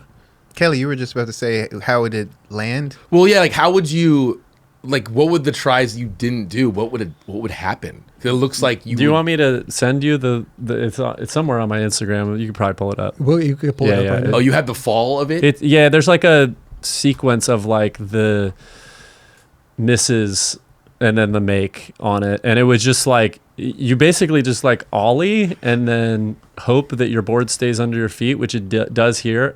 I think the thing that I learned was you have to go really fast so that you're very just slightly going over it, because the ones where I would go slower, by the time I would get to the final block or like the second to last block, it would just stop my board. I also feel, when you like firecracker stairs or ride down Yeah, some yeah. stairs and like your Same. feet are bouncing on Yeah, top yeah, of it, yeah. but if you go faster, it's like Exactly. it's a little more. Same thing. Huh? Yeah. JC, can you find that, or do you need the thing off? Okay. It's far back on your Instagram, or Yeah, it's like I don't post that often, so it's probably not too far back. But Here's the Instagram of the bales. Oh, yeah. I think it's this one where my knee bounces, not that one. Oh, sorry. God damn it. Austin Osborne Real Estate. Who's that? Oh no, I fucked Yeah, it you up, fucked dude. up, Hold on, we're dude. gonna scroll down. I Okay, know okay. right where it is. I know right where it is. Dude. It's coming right here. I wanted to get into the real estate game. Yeah. Talking about moving from pro skating into another job. Whereas I think I passed it. Famous pro skater pastime to move into a real estate agency. Seriously. Did I pass it? No, I did. Don't know. I think it's up a little bit here. Damn, what happened, dude? I don't know about your Instagram. My Instagram's been doing that. I'll look at a post and it just goes to the next thing. There it Here is. it is. Sorry. Okay.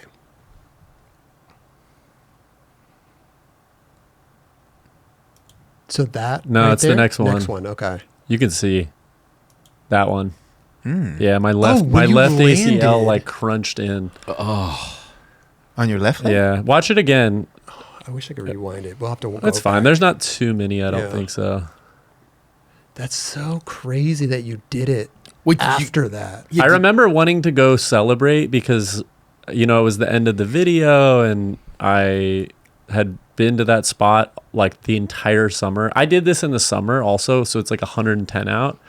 And my knee was so fucked that I was like, I'm just chilling tonight and then going to get an MRI. So I went and got an MRI, and then I wore a enjoi knee brace, like those big, the football player ones, under my pants. I mean, the whole time I rode for and Etnies. The one with the metal down the sides. Yeah, and I wore everything? that Really? for 7 years or something. What?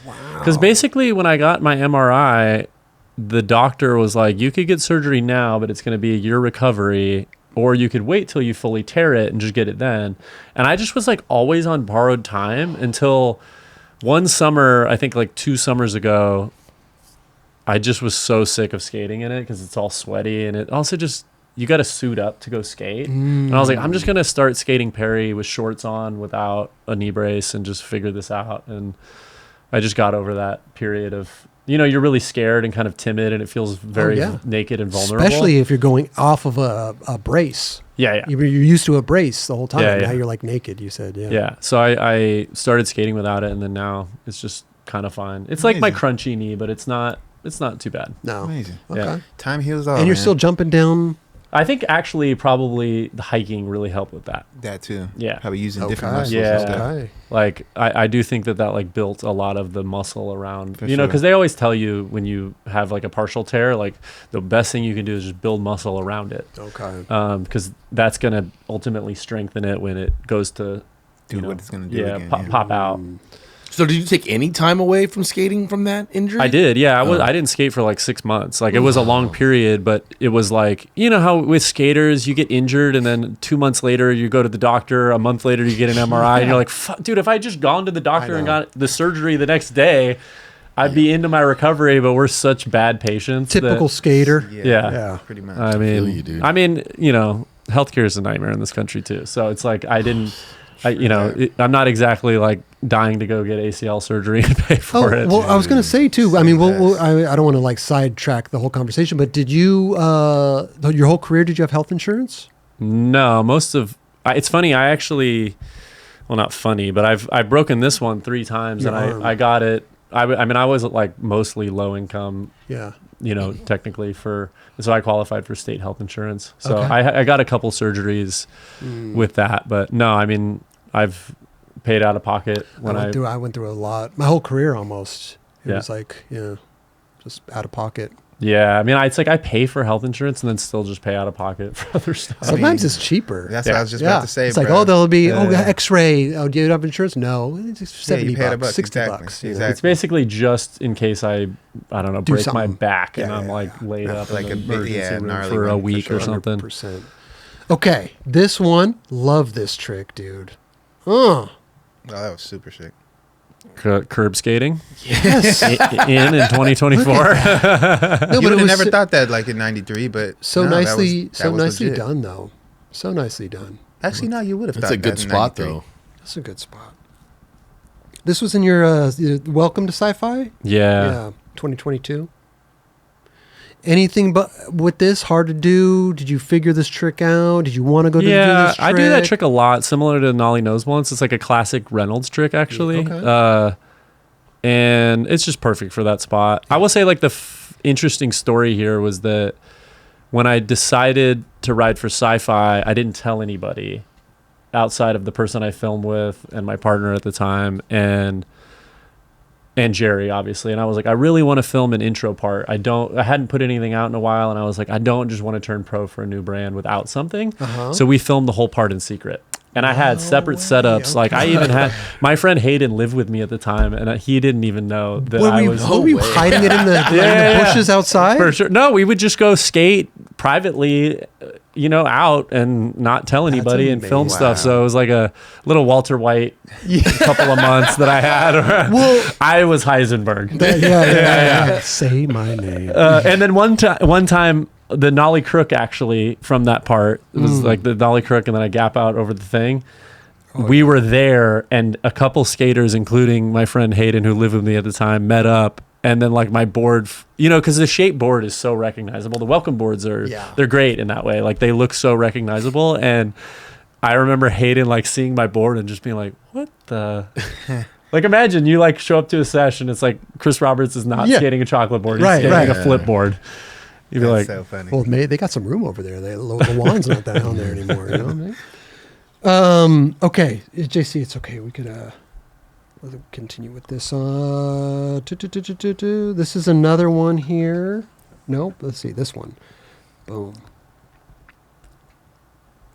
I think this is the one you were talking about earlier. You were the Dominican Republic. yeah. Holy shit, that's a crazy ass That's drop. a good little hubba. Reminded me of Kenny Reed. Yeah, very Kenny Reed Yeah, spot. Just long classic back grind. Totally. Just driving through the middle of the country, and we found that thing just at a random plaza. Okay. Grindable already? Like, did you wax it up? It was like it was good. It was painted, and Oh. we put a little bit of wax. But honestly, because you have to ollie out early, you don't want too much wax on it. Gotcha. Who So was filming the hand can right here? I think. Oh yeah, I think that was Eric's partner at the time. Amazing. We were kind of like on vacation, Okay, but then skating a little bit. this is the angle right here. Yeah, She has how to the ruin your vacation. yeah. That's cool. So you went on. So you did a trip, half vacation, half vacation, That's half awesome. skate. I mean, yeah, I travel a lot, and I'm into trying to skate kind of like places off the beaten path, I guess. Yeah. Don't get a lot of love.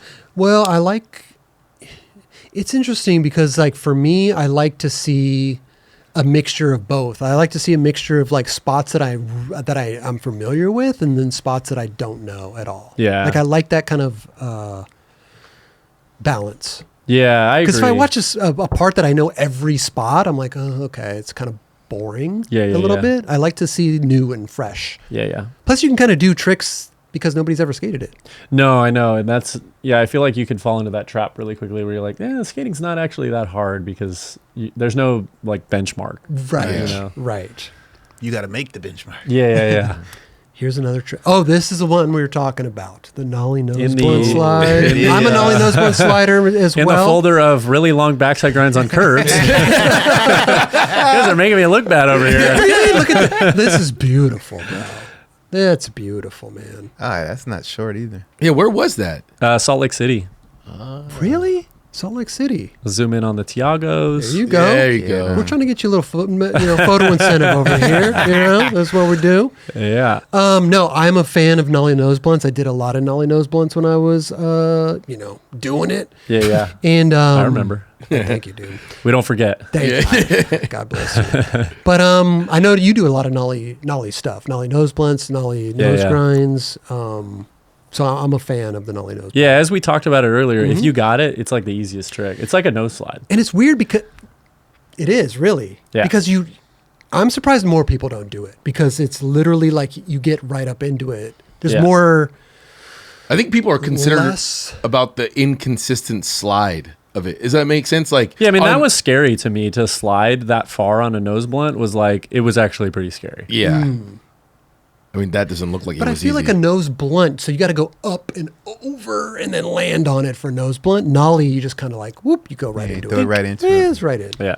Shit's easy. No, but looking at this, I was psyched when I was watching the video and I saw this. I was like, oh, that looks so fun.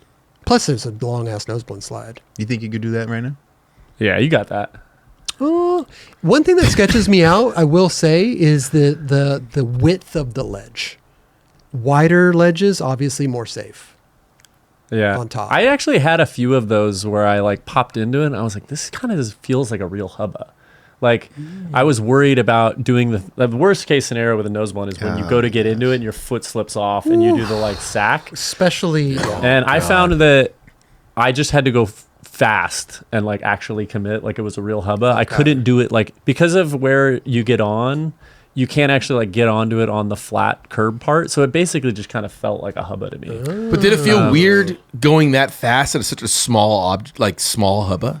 No, I'm just like used to skating really small stuff. Like the park that we built has really small obstacles, so I feel comfortable skating little things too. I mean, yeah, it would definitely feel scarier if it was a full size hubba, but Yeah. Well, sometimes I'm like tricks on lower things are harder for some weird reason. well, for sure, yeah. Like a front nose is way tougher on a low ledge. Right. Yeah. Nollie nose one's not really in that category though. It's easy to do on a curb. For sure.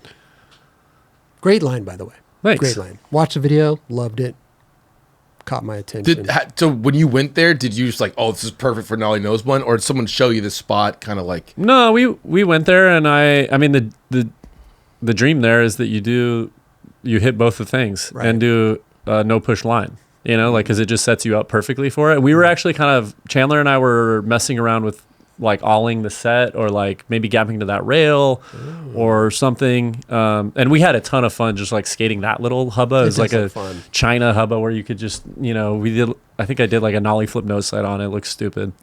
But yeah, then like grinding it is actually a little scary. Get a little speed. Yeah. Like I would feel more scared grinding that front side. Okay. And then, after that I was like, oh, I got to find a trick to do on the second part. And then I like lines where you can not push and keep your speed. Love them. So it worked out well for that. And it's funny that the hardest trick in that, as always, the nollie flip. I knew you were gonna There say was a that. I crack. knew it. There was a crack that I was like, when you get to a spot and you start skating it, and there's a big crack, and you should bondo it, but you've already started skating it, and I'm like, if we go to that crack right there, I roll over the crack and then do the nollie flip. We tried to tape it up, yeah. and it was just driving me nuts because I was like, if we go to Ace Hardware and get Bondo, it's going to be 45 minutes before I try this again. And I'm like, in that time, I could suffer through the cracked nollie flip and then just do it.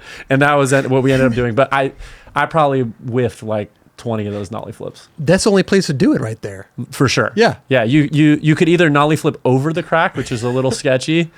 But yeah, you basically have to do it right there, Right. like right in the between those two Yeah. big cracks. I love that way of thinking that, I'm not going to have you fix this. I'm going to do it. Dude, I That's mean, it. yeah, it's just, and you're also like, You gotta you're, get rewarmed you're up. old. You gotta, Like, dude, we got you're an gonna get hour. even I gotta older. I gotta get the yoga mat out. get even older. I'll be older in 45 I'm gonna be minutes. older. God damn, I'm already old, man. Shit. Beautiful, beautiful. Love that. Thank you. This one too. Love this trick, man. Nose wheelie up, blunt. Nose wheelie down. That's definitely a CR trick. I think I was just going to say that. I love that. You know love that what? I didn't actually think of this at the time, but someone commented it. But this is a JT Alt's ass trick, Oh, wow. right? Okay. Like I Yeah. never thought about that, but he used to do stuff like that. That is true. And yeah, that was in Sacramento. No, not Sacramento, Reno. On a really small trip we went on. It was funny because we went there with Joa, and Joa does skating like this too. And I remember we were both kind of like, the trick is like to do a manual into a nose blunt maybe, or Right. some sort of trick. And he messed with it for a little bit, and then I think he just kind of like handed it off to me. You And did it? Yeah, Yeah. it was tough for me. It definitely took a while. That's a funny thing on tours. Sometimes, when you skate similar to somebody or you're the same sure. stance as somebody, and like you kind of gotta get like, in there, let them throw throw some elbows, elbows. Yeah. No, so Yeah, you guys yeah. are both trying the same trick? we were basically just kind of like nose manualing up to it and like figuring it out. And I Right. was like, I think I got this. It's a perfect It's amazing. trick for that. For the spot. Perfect I mean, trick. that's like when you're filming, that's what you're looking for. Like, especially skating now, you Right. want to find the right trick or the right spot for your trick. Like, I've never done that trick before, but when you want to do the trick where you're like, the spot was asking for it. for sure. Kind of thing. Like you could also do like manual 5-0 to fakie manual Yes, down. Right. yes. Like pivot fakie would I've be done really that sick. trick on what's that spot over here? Dorsey? Dorsey. Yeah. Yeah. Do you like planned skating or do you like being spontaneous like this? I much prefer spontaneous Yeah. skating. Yeah, Yeah. Same. it's. I mean, just the So good. just the anxiety of like, I'm going to Van Erlen bump on Tuesday. Gonna try to double tray Yeah. flip it. It's I'm so fucking true. scared of that thing. Like I'm at Right. Garvanza, like training on the Euro gap. Like it sucks. It's the best when you just get to a spot and you're like, yes, dude. Like never even thought of this trick. Or the best case scenario as a pro skater, learn a new trick on a spot. Oh, yeah. wow. You're like, Sure. got a Even clip, better. and you're like, I've never done a switch heel back 5-0, back 180 or something. Right. It's just it just works. So, Yeah. it's- And when you see a spot like this in the wild, you can't really prepare for that. True. It's just like, this is you're thinking on the spot, on the fly. I actually have done a lot of nollie nose blunt to nose manuals before. I did it on that other curb spot that you have the 185. Oh, yeah. Yeah. I had done that on that spot, and I felt really comfortable with that motion of like nose blunt to pop in, and yeah, you just got to do the nose manual in. I could also see manual up, front blunt, fakie manual down. Yeah, Yeah. Wow. people are so good at fakie manuals now. What's up with that? I don't know. Are they? They are. Everyone Fakie is so manual? good at fakie manuals now. You watch videos like every other skater can just do like land in fakie manual and then like ollie a 6 there Yeah, afterwards. I mean, we haven't Oh, seen dude. that for sure. Yeah. What I trip on is people doing like 180 fakie manuals, but like not turning. Yeah. Like just keeping the fakie manual after 180 is like gnarly. Yeah, it's I hard. see what you're saying. Yeah. Yeah. No, Soraya does that. Sora? Sora, excuse me. Sora. Shirai. Sora Sure. Shirai. Yeah. Okay. Here we go. Still got another clip if you More- don't mind. If you more- don't look mind. at this. More nose blunts. If you don't mind. Keep them coming. If you don't mind. But look at this spot. This is what I'm saying. Like, this is the nose slide to nose blunt. The spot, sometimes the spots call for the trick. Yeah. Like this spot, that's a perfect trick for that spot. Thank you. Perfect. And also that pole fuck you up No, it's a little scary. right there. That pole. Yeah, it was a little scary. Like you kind of had to pop Yeah. over. I don't think you'd really hit it, but you might Okay. fall into it. Gotcha. So tour. Where were you guys? This is this is on a trip to Arizona. Okay. That like Luke, the filmer, would come out and suffer through like 4 days with me that I would beg him to do. I think that same day or maybe later, we tried a line for so long that he puked. And I felt so bad. I still feel bad way. about it. Like that is just like filmer abuse, mandatory Dude. 5 years minimum. I've put some filmers through hell, dude. Dude. I don't think I knew. I don't think I- I have an endless capacity to just, I mean, we'll go till night, get the generator out. I've got electrolytes from running. I've got all the sorts of like nutrition. When that goddamn generator comes out, man, it's the worst. Funny, the one other funny story about this, which I'm not going to put Luke on blast about, Go but ahead. this wasn't in my part originally. And I was like, dude, I love that clip. Oh. And it wasn't in there. And then sometimes that happens, right? Like you're always navigating. You got the filmer, the editors, and you've got Jerry, and then you've got me, and everyone's kind of like trying to figure out what your part should look like. Yeah. And you have to be gracious and know when to like choose your battles. But sure. that was a trick that I remember being like, I think we should put that in my part. Like take something else out and put it in. Because, you know, you're also confined to the length of the song. Sure. And then I got a lot of feedback on it. Like, you know, when you go to premieres and people are like, there's always a couple things where you get some, and obviously you brought it up here now. So I love it. Yeah, that's funny.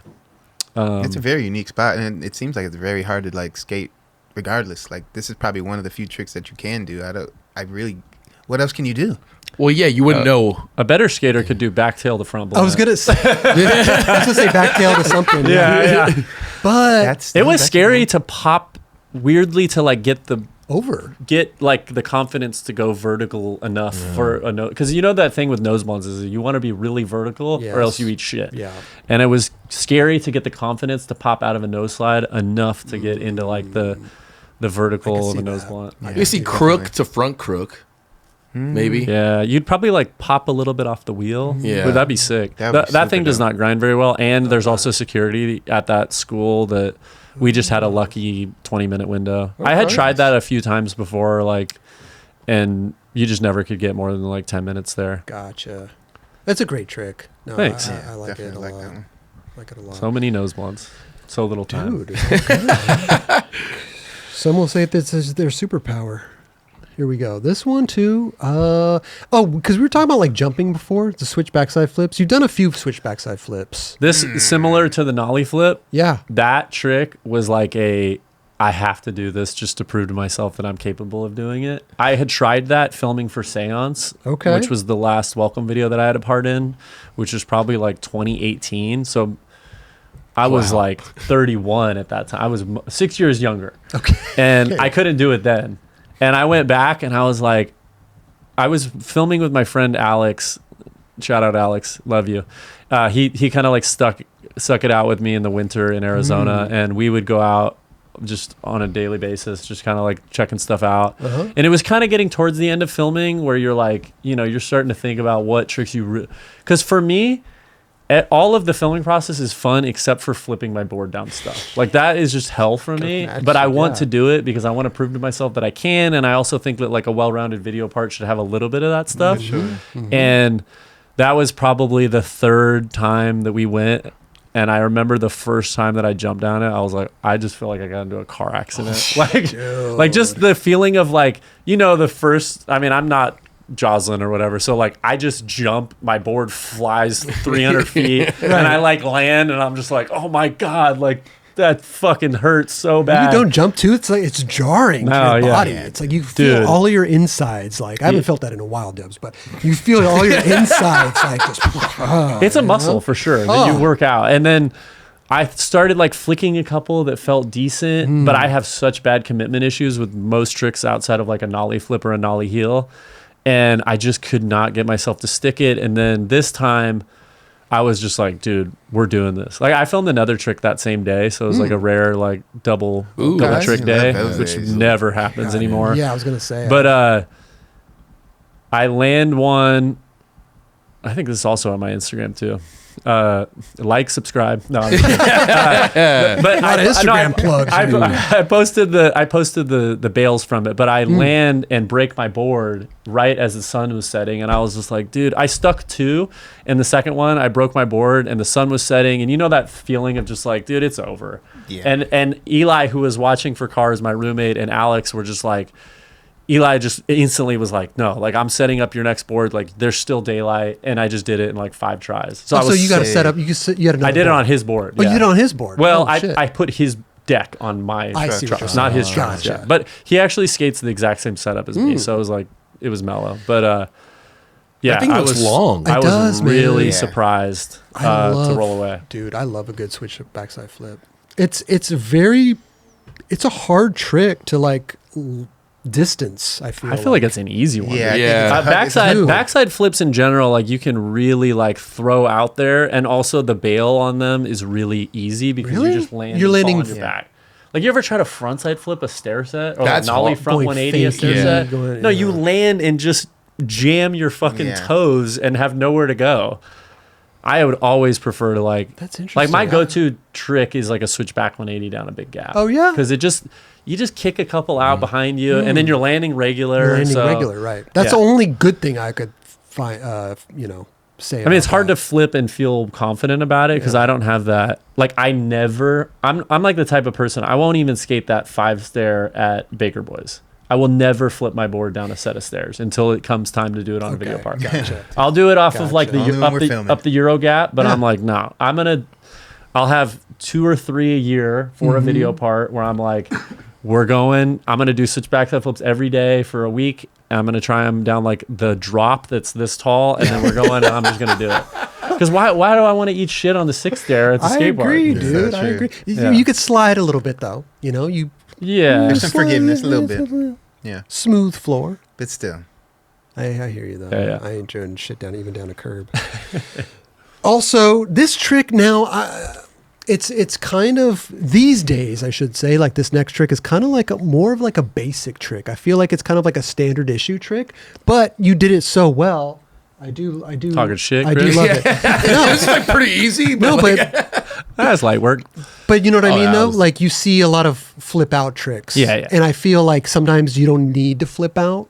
Not saying this trick, but I'm Agreed. just saying like No, I agree with that. sometimes just a nice shove, even a shove it out or a come out fakie or just something that's like very nice and looks good. You don't need the big flip out and all this crazy shit Yeah, that yeah. people do. You know, This I think was appropriate though. I've it's never had appropriate this, for sure. I mean, you did it Very like flowy.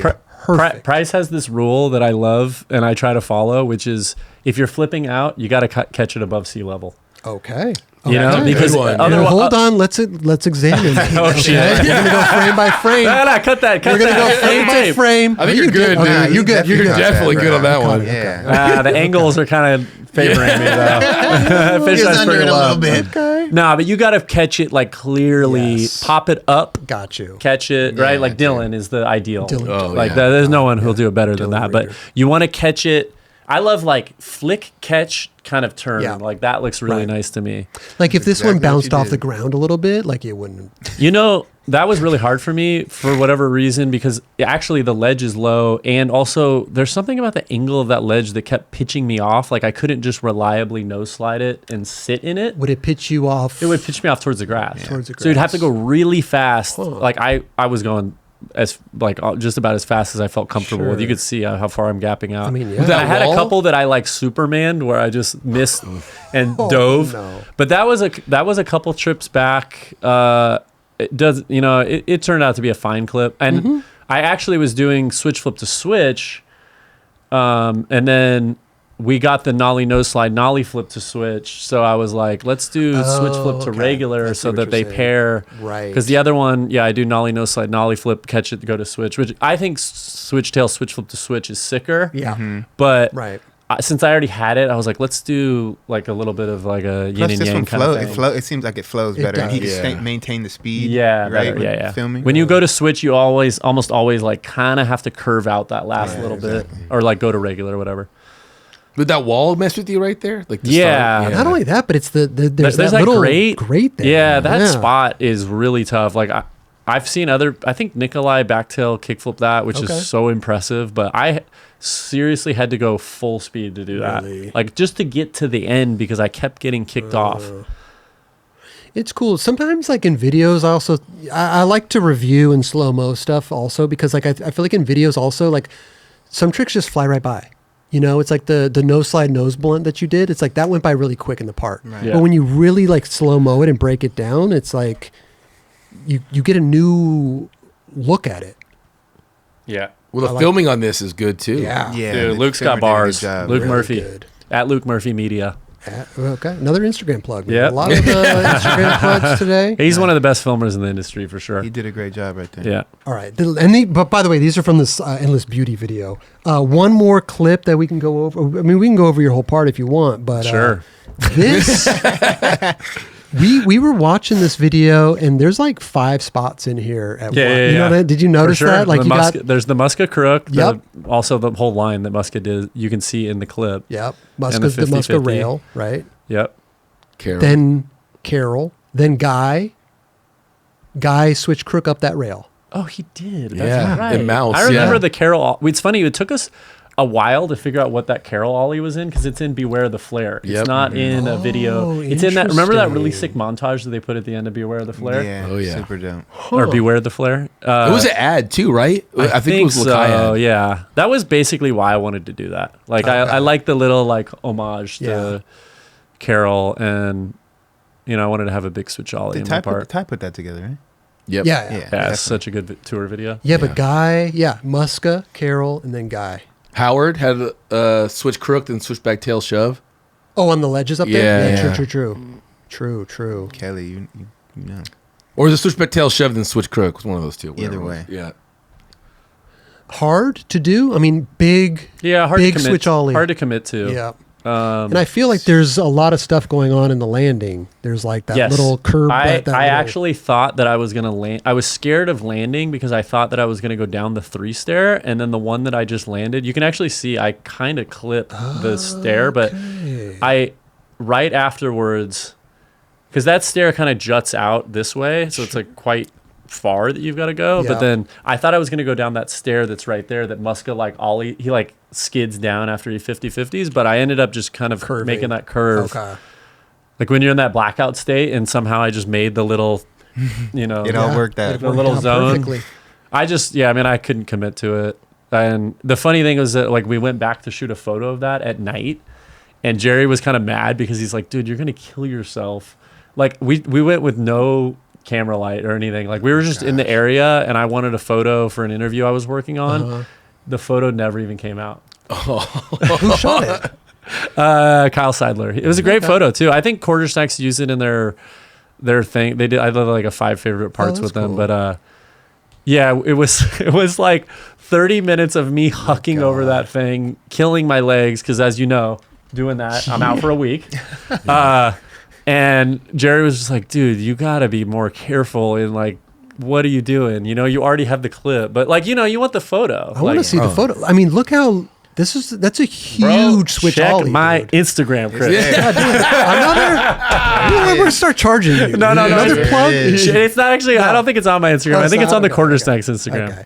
But I mean, huge switch ollie, man. Look how, dude, you're up there, man. Thanks. It's shorts. Yeah. Look at that leg exposure. I mean, you there. almost hit your knee, your chin on your knee, bro.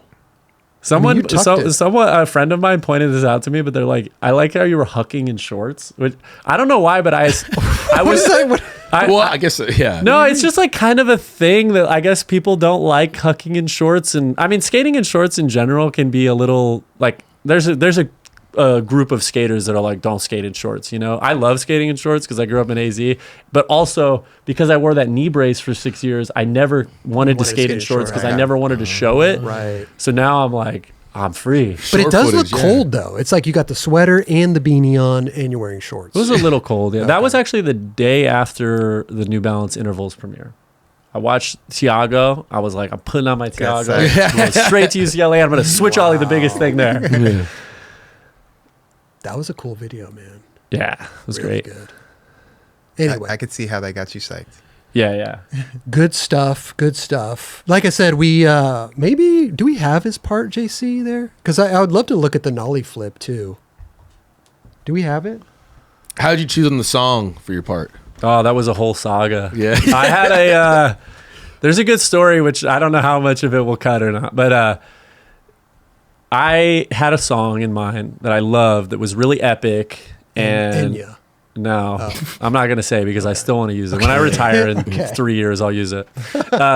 I had a song that was really epic that I wanted to use, and then it kind of came time to editing, and I had it in my mind that this was the song I was going to skate to, and Jerry liked it, I think, and Matt King had suggested it to me, who worked on the edit with Luke, and that when it came time to like edit, Jerry was just like, it doesn't fit the vibe of the video. So I was like heartbroken, and I was just like, fuck, I don't know what to skate to. And then I was watching, I don't know, I always skate to a specific type of music. Like it's a lot of it's like heartfelt indie music, you know, sad woman rocker. Or it's like, you know, whatever, some like 80s stuff or like New Order type shit. Sure. But I never had skated to rap music, and I watched like a couple parts that some people had used Young Thug and then also just like rap songs in general that I was like, I'd be sick to, because I listen to that stuff, but I never felt daring enough to skate to it. Like I just was like, I don't know if it would work. And then I think I was skating with Reynolds at the time, and he was just like, dude, that'd be like a sick pairing to do, because no one will expect it. They're always going to expect you to skate to something else, and definitely no one's going to expect you to skate to Young Thug. And we had already had that Miley Cyrus song that it was like kind of mixed a little bit, which for me, I was just like, oh my God, like we're using a Young Thug song and a Miley Cyrus song. Like this either is going to work or it's going to be a total fucking disaster. And a week before the video came out, like straight up a week before the premiere, we were making that call, and there was like tension around it. Like, no, like use this. They had another song that they wanted me to skate to that was a fine song, but it wasn't a song I like. Let's just put it that way. Like it wasn't a song I would listen to. And I was like, dude, you work so hard on a project. At the very least, you just want it to be a song that you would listen to when you're at the gym. Or like in your car. And I was like, I like this Young Thug song. My friend Giacomundo helped me like narrow down a bunch of shit. But that was actually a song that I had found that was like, you know, it's unreleased, but it was still a pretty popular song. And yeah, and I think at one point also Jerry called Reynolds because he was just like, you know, I don't know how private this conversation is, but hopefully I'll text Jerry and ask him to clear it. But for sure. He was like, he called Reynolds like 5 days before the premiere and is like, dude, we don't know what to do about Ryan's song. Like, should he skate to the Young Thug song? And Reynolds was like, yes, he should because of this, that, and this. And so he kind of like, there was like a final, you know, call of the elders. Where the boss, the final boss. Exactly. Yeah. And I was like, you know what? If Reynolds thinks it's a good idea, it's probably a good idea. So it was a big leap for me. But I was just like, whatever. I want to just skate to something different because I loved it. Sometimes it sucks to do something that's too predictable. For sure. You know, like you got to take some chances. Here and there, How was the feedback overall? Did you hear anything? Like it was that? great. Yeah, like we because we did the premiere tour, which was really rare for this day and age. And I was like, I mean, I had a total fucking mental breakdown on the lead up to the video. Like I had one or two tricks. I didn't film a single trick in the last 2 months of filming, and I was going out like every week, just nightmare. Like I was in the worst state of affairs, like leading up to the premiere. But I also was like, you know, I worked hard on it. And when we started going to the premieres, I started like a handful of people would come up to me each premiere and be like, dude, that was sick. I did not expect you to skate to that song. Like that was awesome. And then, you know, like, yeah, I think the feedback was pretty good. That's right. right. I mean, ultimately at the end of the day, you got to just make sure that you're happy, and like Jerry's happy, the filmers, editors are happy, but dude, the boss knows, man. It was funny. Like Gabe is I don't know how old he is, 22, but he's like the most young head in the group, and he was like, the guys in my group chat are like, oh my God, Ryan's skating to Thugger. I was like, if the 20-year-olds are down with it, that's cool. As long as that shit's flowing, you know, I mean, you can skate to anything, but if that's what you actually like, then even better. Yeah. I mean, you know, like most people, I just listen to a really wide range of music, but sometimes I'm just like, I don't know if I really have you have to have the part that's right for it. Like sometimes when a song's too epic, you're just like, nah, I didn't quite bring it. Like this is not. Yeah, for sure. It has to be at the caliber of the song. Right. Exactly. Yeah. Not everyone gets to skate to David Bowie like Arto does in Sorry. Right. You know, like that's Teenage Wasteland. Yeah, exactly. Totally. The Chief. I met Max out in New York, and I was like, dude, how did you choose that song? Oh, his song? Yeah. It's so good. Yeah. But he was like, oh, dude, like, you know, shout out to Matt King. He's epic, but we'd go on trips for the America, and he'd go skate all day with everyone, and then show an edit at the end of the day. And he's good at that. Really good at getting people sparked, but he said that he put that song to it as like, almost like a joke, kind of, maybe. It sounded like, you know, just to like, hey, this is the footage today, put that, and they're like, oh, this works. Yeah. and ended up using it. I was like, that's love fucking that. amazing. Yeah, sometimes you do. It just needs to be like stonerly enough. You know what I mean? Like Yeah. not a lot of thought. Just damn, this just looks sick on the timeline, and then you're just like, cool. I think that's how the best editors edit. Like I think that's how Reynolds edits.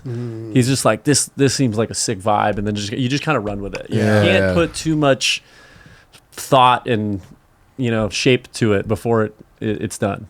It's funny because I feel like sometimes it depends on the editor. Like Ty, I don't think he'd really get that much input from a lot That's of crazy. the skaters. Yeah. I feel like maybe here and there, but I feel like he would just kind of use his own. He would get a lot of flack. Put the video out. He would get a lot of like people were talking mad shit to him. He would always use like the techno crazy stuff. Yeah. I thought it was kind of Yeah, sick. but It had a different I feel. have to be honest. I never listened to that, but I was like, yeah, this actually But works. look back, like it's epic. No, for sure. Like he I loved changed it. a lot of the game back But- then. But I remember hearing that from Yeah. people, and I'm like, I think it works. But Yeah, I remember it does giving him too. songs and that shit they get used. Right. Yeah. No, I think he just So no, I think he was a visionary in that way of like, he knows what's going to work through his sound Right. in his mind, I don't know. But it's cool to hear that like you did have some say in the video, like with the trick not being in there, you wanted that trick in there. And Yeah. I think it is nice to have a little hands on, but I'm also like scared to have too much hands on because I don't want to fuck my own part up. I almost trust the people around me more. Yeah. Well, you than have me. to know what you're good at. Yeah. You're like, I'm not an editor, so I got to have a little bit of faith in these people But around me. sometimes we all have our own like preconceived ideas of what we want our parts to look like, or our skating to look like Yeah. or feel, and like sometimes that ain't it, It's like you got to trust the process. It's so funny when you get towards the end of a video part and you look at your footage and you're like, I don't even know. Is this good? Like, Yeah. here it is. Like, I'm turning it in regardless, but I have no fucking idea if anyone will like this or if it's even remotely good. And then you're in a premiere with a lot of people watching Dude. and you're like, oh my God, I know my part's coming up right now, dude. Like, should we Yeah. sneak out of here real quick? Yes. Or like, fuck. Couple shots of tequila on the street. are you the type of skater that when you get the footage, you let the trick? Do you get the footage from the filmer to like Everyone does now, dude. You watch. Yeah. You Some get it- people don't, dude. Film it on your phone, Yeah, and then yeah, you yeah. watch it, Yeah. like as you go to sleep until you hate it. That's basically the Like, rinse what repeat. What did Mark say? MJ was like, oh yeah, like it's like the pumpkin theory or something. What? Like you turn into a pumpkin. Cinderella. Yeah. Yeah, like you get the thing and then like you're like hyped and the next morning it's just like a fucking pumpkin. Right. Yeah, Like yeah. you're fucking over it. You're like, dude, fuck, I gotta get something else now. Well, it's like you find Yeah. your favorite song, you just play it out. yeah. And you're like, I've listened to that song like 80 times Yeah. in the last 2 days. Like I'm done with it. yeah. Yeah, like I got to a point where the only clips in my part that I liked were the ones that I had filmed semi recently or like hadn't seen a bunch, Right. But yeah, it is kind of bad that we have control over like seeing our footage now in that way. Like sometimes I think it's a bad thing. Yeah, that It's a access double-edged can sword. backfire a little bit. Yeah, I think it could get you hyped, but also like, but it also, you're like making edits with the screen that's the recordings thing. on Put iMovie, music like, to it, already put see music what's to it, up. like, Yeah. I got a good See how idea how this this works. looks. Yeah, All right, let me send this I put over. the slow mo in there already. Yeah. Gotta have slow mo. Gotta have some slow mo. Yeah.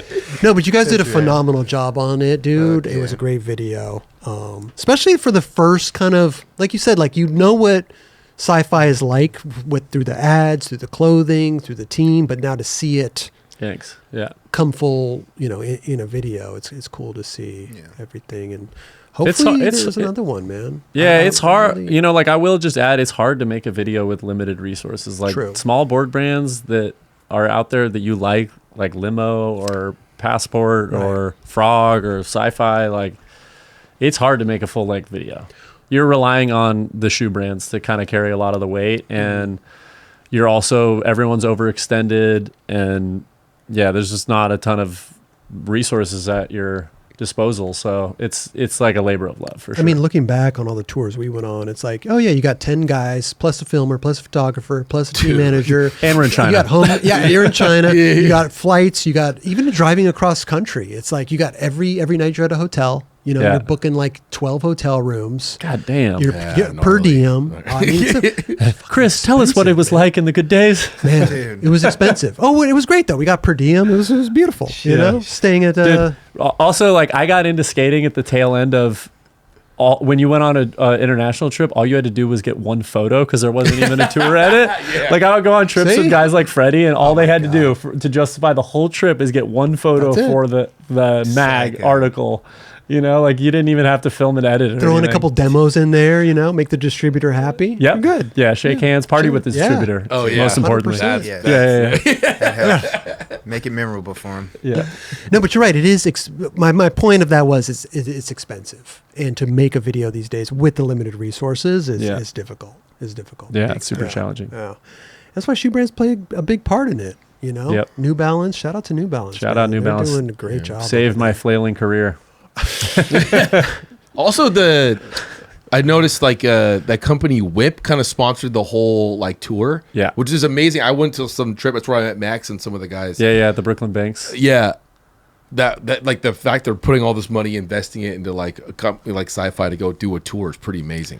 Yeah, there's like always a handful of companies that just turn the skate faucet on, and you're just like, they're just dumping a bunch of money into skateboarding, and it's just a necessary thing now. Yeah. Like you can't do it without them. Like there's no way that we would have been able to do a premiere tour where we went to all these shops and hung out with people in different scenes. Yeah. Like it's so expensive to fly 10 people to a bunch of different places, but yeah, it's also awesome because we got to like have a little longevity where, or like we had to have some time where the premieres like were slowly like trickled out. Yeah, you know, for sure. Instead of just like boom, the video's online, everyone moves on in 5 days. All day. Yeah. So true. Well, dude, how were the people? A lot of people showed up for the premieres. Yeah, it was sick. That's awesome. Yeah, You it don't was see so that rad. too often anymore, right? Yeah, it's kind of dependent on scenes. Like I definitely have noticed that recently that like some scenes have, you know, they've just shrunk a little bit. And then others, like when we had our Boston premiere and the one in Austin as well at No Comply, like those were super well attended, which is really sick. So these were at skate shops? Yeah, Majority of them? they were all, well, the Boston one was it was like at a club that Orchard rented that was next to where the Celtics play. Oh, sick. Yeah, but it was sick. Like, dude, that was the best premiere just because you get club audio where it's surround sound. So there's no part of the room where it's quiet. Right. You're like, you want like alcohol flowing and it to be so loud that you can't even talk to the person next to you. That's so sick. Yeah. For sure. Because like when they don't have surround sound, it's like, you know, it's sick, but you're in the back and you're just like, oh my God, it's some crickets over here. Surround sound for a reason, bro. Yeah. You don't want to hear those crickets, man. Yeah. It's the worst at a premiere. I honestly watched maybe like a couple of the premieres and then just would sit out and chat with someone. Oh, 'cause I'm really? just like, I don't need Yeah. to see this anymore. Right. Right. It's hard to watch yourself. It is, but it isn't. I watch my parts all the time With the- you know, with the and switch. I pop in. I pop in hot Watch it every day. chocolate. Pop in hot chocolate every night to go to bed. You know, Did you- just my part? Little running inspo. Yeah, 100%. Did you were you guys skating on the trip or just premieres? We tried, but we were pretty washed. Yeah. We didn't do a very good job Well- of it. I mean, a couple of people actually. Joa got clips that were in his part, which was amazing. He did the manual, and then Trey flips the set. That was in his part. Okay. He filmed another trick like the day before the premiere, but So they put those tricks in. yeah, the final we edit. had Dope. like an opportunity to add some stuff that's sick. afterwards because it came out a few weeks after definitely a few weeks after the LA premiere. But we were just all burnt. Like everyone was injured. I was injured. Corey was injured. Jerry was injured. Like it was just, you know, like zombies running to the finish line, like falling over, and just no one quite made it. Well, it seemed like a tour like that. You want to like celebrate and kind of Yeah. relax almost, right? Dude, yeah. I mean, for sure. you're doing a flight, a party night, Yeah. a travel, you know, like then the next day you're in a place that's hot because it's summertime, and it's just like we thought we were going to skate more than we did. Like we did a demo out in front of Cowtown in the parking lot, and it was 100 degrees at 9:30 at night, Dude. or something. Sounds like a blast. I use the term demo lightly. It Yeah. was like us, you know, eating shit on a flat bar. But, yeah, we thought we would skate a little more, but it's just, I mean, traveling is also just exhausting. Yeah. Like you got to check into airports and check out of hotels like that. Dude, when you got 10 skaters, that is an all day That's affair. a lot, yeah. dude. It's all day. I would hate to be a team manager. Yeah. My be tough. worst fear. It's not too bad. Yeah. Well, it's Jerry. It's like, I mean, I'm sure it's good that you have a team manager. Like, if you want to call him that, I guess he is, right? I mean, yeah, we don't really have a TM, but yeah. Yeah. I mean, at least it's him. Yeah. You guys. Well, everyone respects him. So Yes. for sure, if he's like, hey, be at the hotel or be out front at 10. Yeah, nobody's showing up at Yeah. 11. For sure. Yeah. Dude, I think it's awesome, man. Like, you guys, you ever think about that? You skate for Jerry Sue. Yeah. That's insane. I don't even tell people I skate for Sci-Fi. I tell people I skate for For Jerry Jerry Sue. Sue. And when Jerry Sue's out of town, I house sit his Yeah. cats. Do you really? Hell yeah. Nice. What are his cats' names? God, his guinea pig's name is Todd. And then Guinea pig. his cat's name Todd, the guinea. dude, it's I love actually, human names for animals are the best. you put me so on the spot that I cannot remember his That's cat's okay. names It's at the okay. moment. But I did It's take okay. care of him and feed That's him every night. Beautiful, man. Yeah. Beautiful, dude. I love animals. Todd. Todd. Yeah. Yeah, Todd. great name. I know Todd the guinea pig for sure. Todd the guinea pig. Yeah. No, but it's awesome though, because like so you do become numb to it. You do forget. Like we skate for Mike Carroll and Rick Howard. And it's like, fuck. You have to kind of like step back a little bit and be like, that's crazy. Yeah, and It's that you're fucking also crazy, dude. you're also in a way like part of that lineage, which is like kind of crazy. Like That's nuts, everyone for throws sure. around the term imposter syndrome. It's Right. basically just like worthless at this point. But like you do really are just like, what? Like I have a pro board on Jerry Sue's yeah. board brand. Like what am I doing And here? the first pro board. yeah. I mean, I guess. I think that was because he didn't want to turn himself pro first. Probably. But still, We'll that's take it, awesome. we'll take it. Yeah, Yeah, we'll take it. for sure, dude. And you're on New Balance. Like, I know. That's nuts. For running and for skating. Well, I for mean- skating, I'm a pretty bad runner, but You'll get there. yeah. Hey, Yeah. thanks, Chris. Got some. Coming from this guy, Yeah, right? yeah. Yeah, you'll get there, man. You'll be up in my league in no time. Yeah. You'll be off the couch in no What do time. you say? 0.6 miles in 6 minutes? Dude, listen, no, not in 6 minutes. There's God different, damn, dude. no, there's different levels. Some days it's 6 minutes, some days it's 0.6. You know what I mean? Like it's got. Hey, Chris. You know what? Let me break out my app. pretty right good. now. When you're ready to do your 5K, I'm gonna run it with you. You know, Yeah, for sure. I will. okay. Yeah. I will say this though, like, if the 5K is there, I'll do it. I'm not really set out to do a 5K. I'm like, okay, if I can get up to running 3.1 miles, Yeah. like that's good enough for me. You know what I mean? So Yeah, no, just do it on your own. You don't need. That's what I'm saying. You don't need a race infrastructure. I Just don't do it on need your own. that. But if there Yeah. is, if I get up to the point and there is one, I'll do it. But Yeah. that's not my little goal. turkey trot. Yeah, my goal's not to like be in one. So either we're gonna get up to it and we're just gonna run together, Okay. solo, Yeah, 3.1 miles, 5K, or we'll do the thing. We'll do the thing. It's not a marathon, right? It's what is it? It's just a run, It's just a When people 5K. did- That's what it's called. It's called a 5K. 5K marathon. No, a marathon is 26.2. It's That's a little different. That's a little different. Yeah, Seems yeah. like a lot of miles. a marathon is the distance, and a 5K is just they just do. Sometimes at marathons they will have like different distances, like a 5K, a 10K, and then a half marathon and a full marathon. Okay, in the same thing. Yeah, because yeah. they want to. They already have the permits, so they want to juice the numbers for as they different should. categories, Okay. right? How long would a 5K usually take? Like I think a strong 5K is like sub 20 minutes. Like that's a thing Yeah. that people shoot for. I mean, people run 5Ks in like I don't know, 14 or 15 minutes probably. But a strong 5K for people who are like, I'm gonna run a good 5K is like try to run sub 20. Yeah, I'm trying to think of like You should shoot for sub 20. when you're what's a sub what Sub 20. 20 minutes. 20 minutes. Okay, because I was gonna say what's an average runner's mile? It's like It depends on what kind of runner you are. Just a nice jog. Wasn't 6 I mean- minutes for something like that? Is that a 6 thing? I mean, minutes? like 7 minutes 7? is Okay. like Okay. a pretty good, like you kind of run, like 7, 14. let's put it this way. 15 minutes is like a fast walk.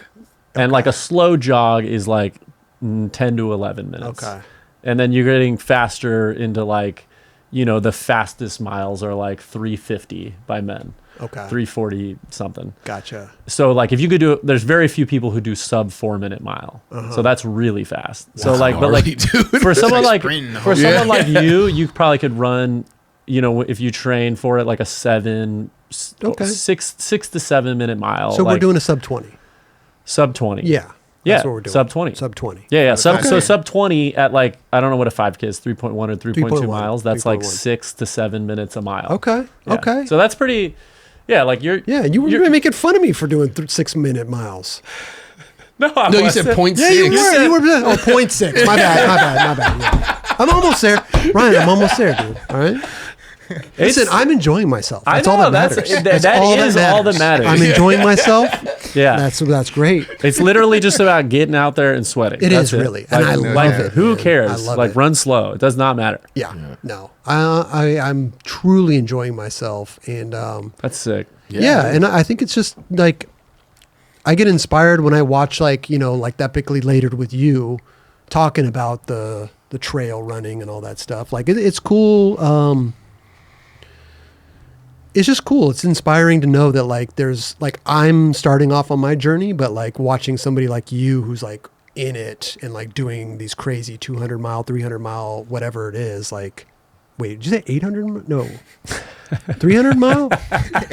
What was the one in Arizona? It was 800 miles, but 800, hiking. okay. We're talking about like kind of conflating Yeah. different I disciplines. know, but- so like, Different yeah. But you know what I'm going with. Sure, This. yeah, It's yeah. like you are on your journey and I'm like starting mine. So it's like inspiring to watch The cool somebody like you that's, Yeah. of our ilk is like doing other The things. cool thing about like the reason I got into trail running from through hiking was because once you have the fitness, like the trail running is almost the street skating version of it, where you find these different, not spots, but they're trails that are like, oh man, I want to do this, Runyon Canyon over to whatever the like. Ryman. Yeah, exactly. Like there's different routes that you're like, I want to build the fitness to be able to go run 10 miles in the Hollywood Hills, or I want to go run up Mount Baldy, or, the Backbone Trail is a 68-mile trail in the Santa Monica Mountains. Like those are different objectives that like,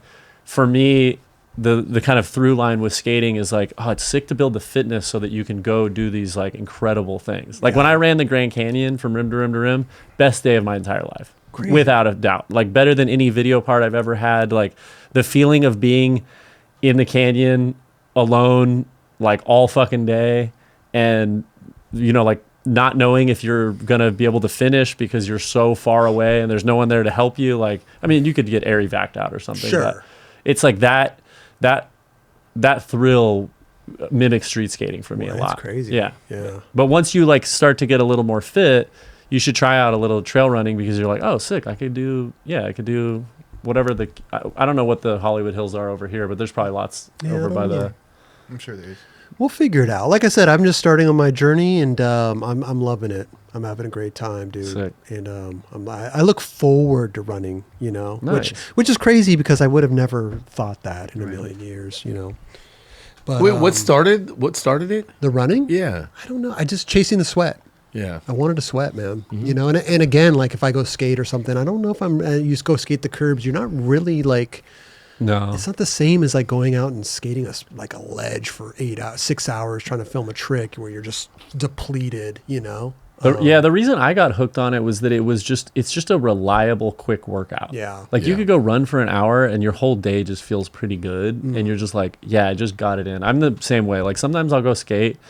Like, that feeling when you drive to the skate park and you're like, I might just drive home. Yeah. I just like don't want to Definitely backside done grind a that ledge. before. For sure. Oh, yeah. 1000%. And How it's many like- people are here?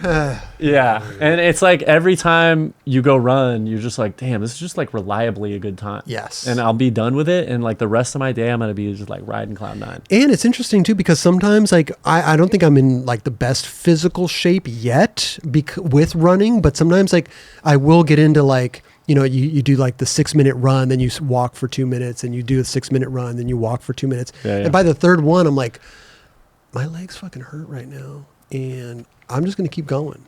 I'm not going to stop. I'm going to just wait till my watch tells me to start walking, And so to sit there and complete each milestone Yeah. in that run is like very fulfilling also. Yeah, yeah. It's like I love it. Well, it's like knowing that muscle of yours is growing into Yeah. like being able to do it longer. And like Yeah. when I started jump roping, it was like I could barely do it for a minute. Like, and then I got really pissed off because the Dodgers lost a couple years ago. And then I did it for 35 minutes straight. of jumping rope, and I was like, but you Just rage. jump rope, Rage roping. Rage roping right now. Goddamn damn. Tommy Lasorda. Shit. Yeah. No, Kurt but Gibson, it's man. like, but those are the things that you get stoked at when you're running. Is like, oh, I'm not just running a certain distance. I'm going longer this time, and I feel better. Yeah. it's not- Especially when you're yeah. hurting. I think when you're hurting and you power through it, that's a good feeling. Yeah. You know, and you're like, fuck, I did it. I think I could have stopped. the other thing that happens with older skaters is you just kind of peak skill wise, and it's really nice to get into another sport true. or discipline where you're back on the learning curve again. Right. You know, like you're looking at the Santa Monica stage and you're just like, oh my God, like dude, I you're like, trip out. I'm not fakey traying up that anymore. But I can maybe get to a 7-minute mile if I train. You know? But Ollie is out of the question. Yeah. You think about like training our bodies, dude. Our bodies at that point, being able to skate that stage all the time, I was like, how the fuck did we because- actually do that? Because it's what Ryan said earlier. It's like we were just skating every day, and we were skating that stage every weekend. Yeah. Every weekend we were skating that stage. Yeah. So we were just conditioned. Yeah. like Like, hours. Some days the stage would feel like literally like a foot high. Yeah. And you're just easy, right? And other days it would feel like a big mountain, you know? So Yeah. That stage has always seemed pretty high to me. Dude, it's huge, man. Yeah. Running will kill your pop.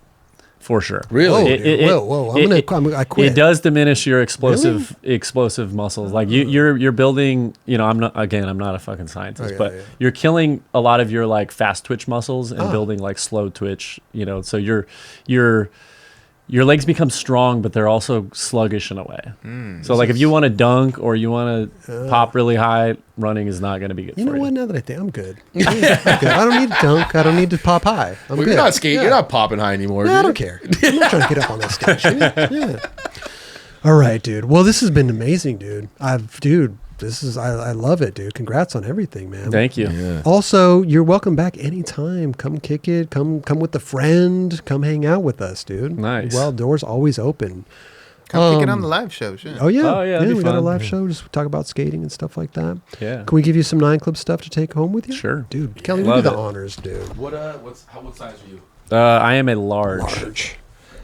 I had mentioned the epically latered, which is awesome that you did one, because I think that's like an awesome privilege that Patrick O'Dell has done, and Heath Kirchart was involved at the time too. Was it funny to like, because they're all talking about you, like when all the interviews and stuff, and they're talking about like your running and what they think and everything, and when you're watching it back, are you I tripping? honestly never watched it. I swear they premiered it at Slow Impact, my event. Like Patrick insisted on it, and I was like in the back for a rough draft of it. And then it came out, and I just like got such nerves around it. I just never watched it. You never watched No. it, so you never watched these people talking about you. I and saw, what you I did? mean, I saw from the back of a crowd the rough of it, but Okay. I never. I honest to Sat God, down and watched I it. never. I always had such nerves around it that I was just like. And then it got to a Really? point where I was just like, I don't need to watch this. It's fine. It's good for my career, but like I was like. If there's something in there that I regret saying, I'm never going to be able to change it, and I'm going to be really upset about it. I don't know, really, but yeah, like So you're never going to watch this show. I mean, I don't really need to. I lived it. What do you I just like, weirdly, like 5 years ago, I'm not like this with my skating. Yeah. Because it's different, but like, I just have this policy of like, just put stuff out into the universe, do your best. Right. The stuff that you have control, try to edit. Yeah. The stuff that you can't, I don't read comments. I don't watch. I read my comments on my Instagram, but Sure. I would never like go and read comments somewhere else. And I'm just like, are the people who pay me happy? And is it getting generally good feedback? That's Right. fine. Okay. Yeah. Okay. I just thought it was funny because I was watching it and I'm like, oh, it's so interesting that these people are talking about you, but also talking about the running. Like Jerry was like, oh, runner's high. I don't even know what that is, but da-da-da-da-da. And I'm like, Ryan's probably watching this being like, what the fuck are they talking about? Right, like right. you think you know, but you don't know. I don't know. It's funny. Yeah. I mean, for sure.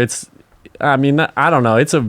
Makes me feel weird to Really? like watch people talk about you. And also they're like mostly talking about you in a flattering way. For sure. And so I mean, they're your friends. I just, I don't know. I never felt like I could change it. So I was just like, I'm just going to let it go out into the Good. universe. Let me tell you And something. There was a lot of shit talking in there, man. A lot of shit talking, dude. Yeah, Jerry's had some unflattering things to say about you. No, I'm just kidding, dude. Ryan, first of all, thank you so much for Thank you. coming on the show. Yeah, We you're appreciate you. We got a little gift bag here. I know that you're probably not going to bring this on your trail runs. It's a little too little heavy. heavy, but Yeah. if you just Skate sessions. stay hydrated. Yeah. Yeti is one of our partners, and these things are amazing. If you don't have one already, that's Wow. the thermos. And are you Yeah, a these are coffee nice. coffee tea guy? I am a coffee guy. Whew, this thing will keep your coffee hot for hours and maybe even a day. Wow. It All right. is phenomenal, dude. Okay. But take that Amazing. take that with Yeah, you. Good these for the things are car cold. ride too. Yeah. It fits Yeah. in the little Go ahead, say it. cup holder Fits- or fits cup in the holder. cup Yeah. We mentioned before Skull Candy. They're a big supporter of us too. So we like to gift our guests that come on some Skull Candy Nice. headphones. These are the Dime Evos, and I use these when I run. I listen to music, and they're great. Even answer a phone call while I'm running, because the running thing too is like run at a conversational pace. That's what they say. Yep. Yeah. Hoodie. Going to get cold out here pretty Nice. soon. It's already starting to get a little chilly. Unfortunately, So it there's is. a nice hoodie for you Thank right you. there. Hat, 9 Club hat. Shout out. Take that trail running. Boom. There you go. There you go. It's lightweight. Richardson. We're partners with the great hat company. They give us a good deal on those hats, man. A good deal. You know, who connected us with those Matt Price. Oh, yeah. really? Yeah. No shit. Shout out to Matt Price. Yeah. Yeah, we love Matt Price. I know that you were really taken back by getting sponsored by, Sci-Fi and New Balance and everything, but you are on our bolt company now. Nice. It's called Nuts and Bolts. Okay. Everybody that's on the show, I need another sponsor. So everybody let's that's go. on the show is on our team automatically. Doesn't matter if they have a bolt sponsor or not. Doesn't matter if they own a bolt company. They are on the team. So Yeah. you are on the team now. Sweet. Do you have a bolt sponsor? No, I read for Ace Trucks, and they make They make bolts, too. nuts Yeah, and so you're bolts. good. I mean, Hardware. there's a lot of companies that kind of make Hardware. hardware, but Well, we are the I premier don't have- hardware company. Okay, got it. Yeah. I don't have a hardware sponsor. Also, that's your first package, 2 bolts, 2 packs a year. Wow. All right, 2 packs a year. I skate a little more than that, Chris. I think some they're things reusable. people, Those are really high grade They're people, reusable. bolts. Yeah. some people they treat bolts not good. Yeah. They take it for granted, but those will last a long time. Yeah. Those are about. What do you think your board? Like how long do you skate a board for? A week? 2 weeks? Yeah, if I'm on a depending tour, on- it's like if I'm on tour, it's probably like 3 days to a week, but not on tour, probably a week to 2 weeks. How long do you use your bolts? I use my bolts for a long time. Yeah. Yeah, I might actually be able to run these for 6 months apiece. That's what I'm saying. especially dude, especially you know? that they're Allen. You are. If they were Yeah. Phillips, Right. you wouldn't be running 6 months. These are the No. types of riders we love on our company. Yeah? Yeah. All right. Sweet. What's the pay? The pay is it comes with a sticker. So if you get the cover of Thrasher, $20 photo incentive. Okay. Yeah. Nice. I never had one of those. There's time, dude. There's still many years left in my career, unfortunately. There is, time. dude. Ryan, this has been honor, dude. Thank you so Yeah, much yeah. for coming on the show, man. We appreciate it. Had a great time, Thanks. I really appreciate you having me on. dude, for sure. Dude. Yeah. Ryan Lay, everybody. Dude.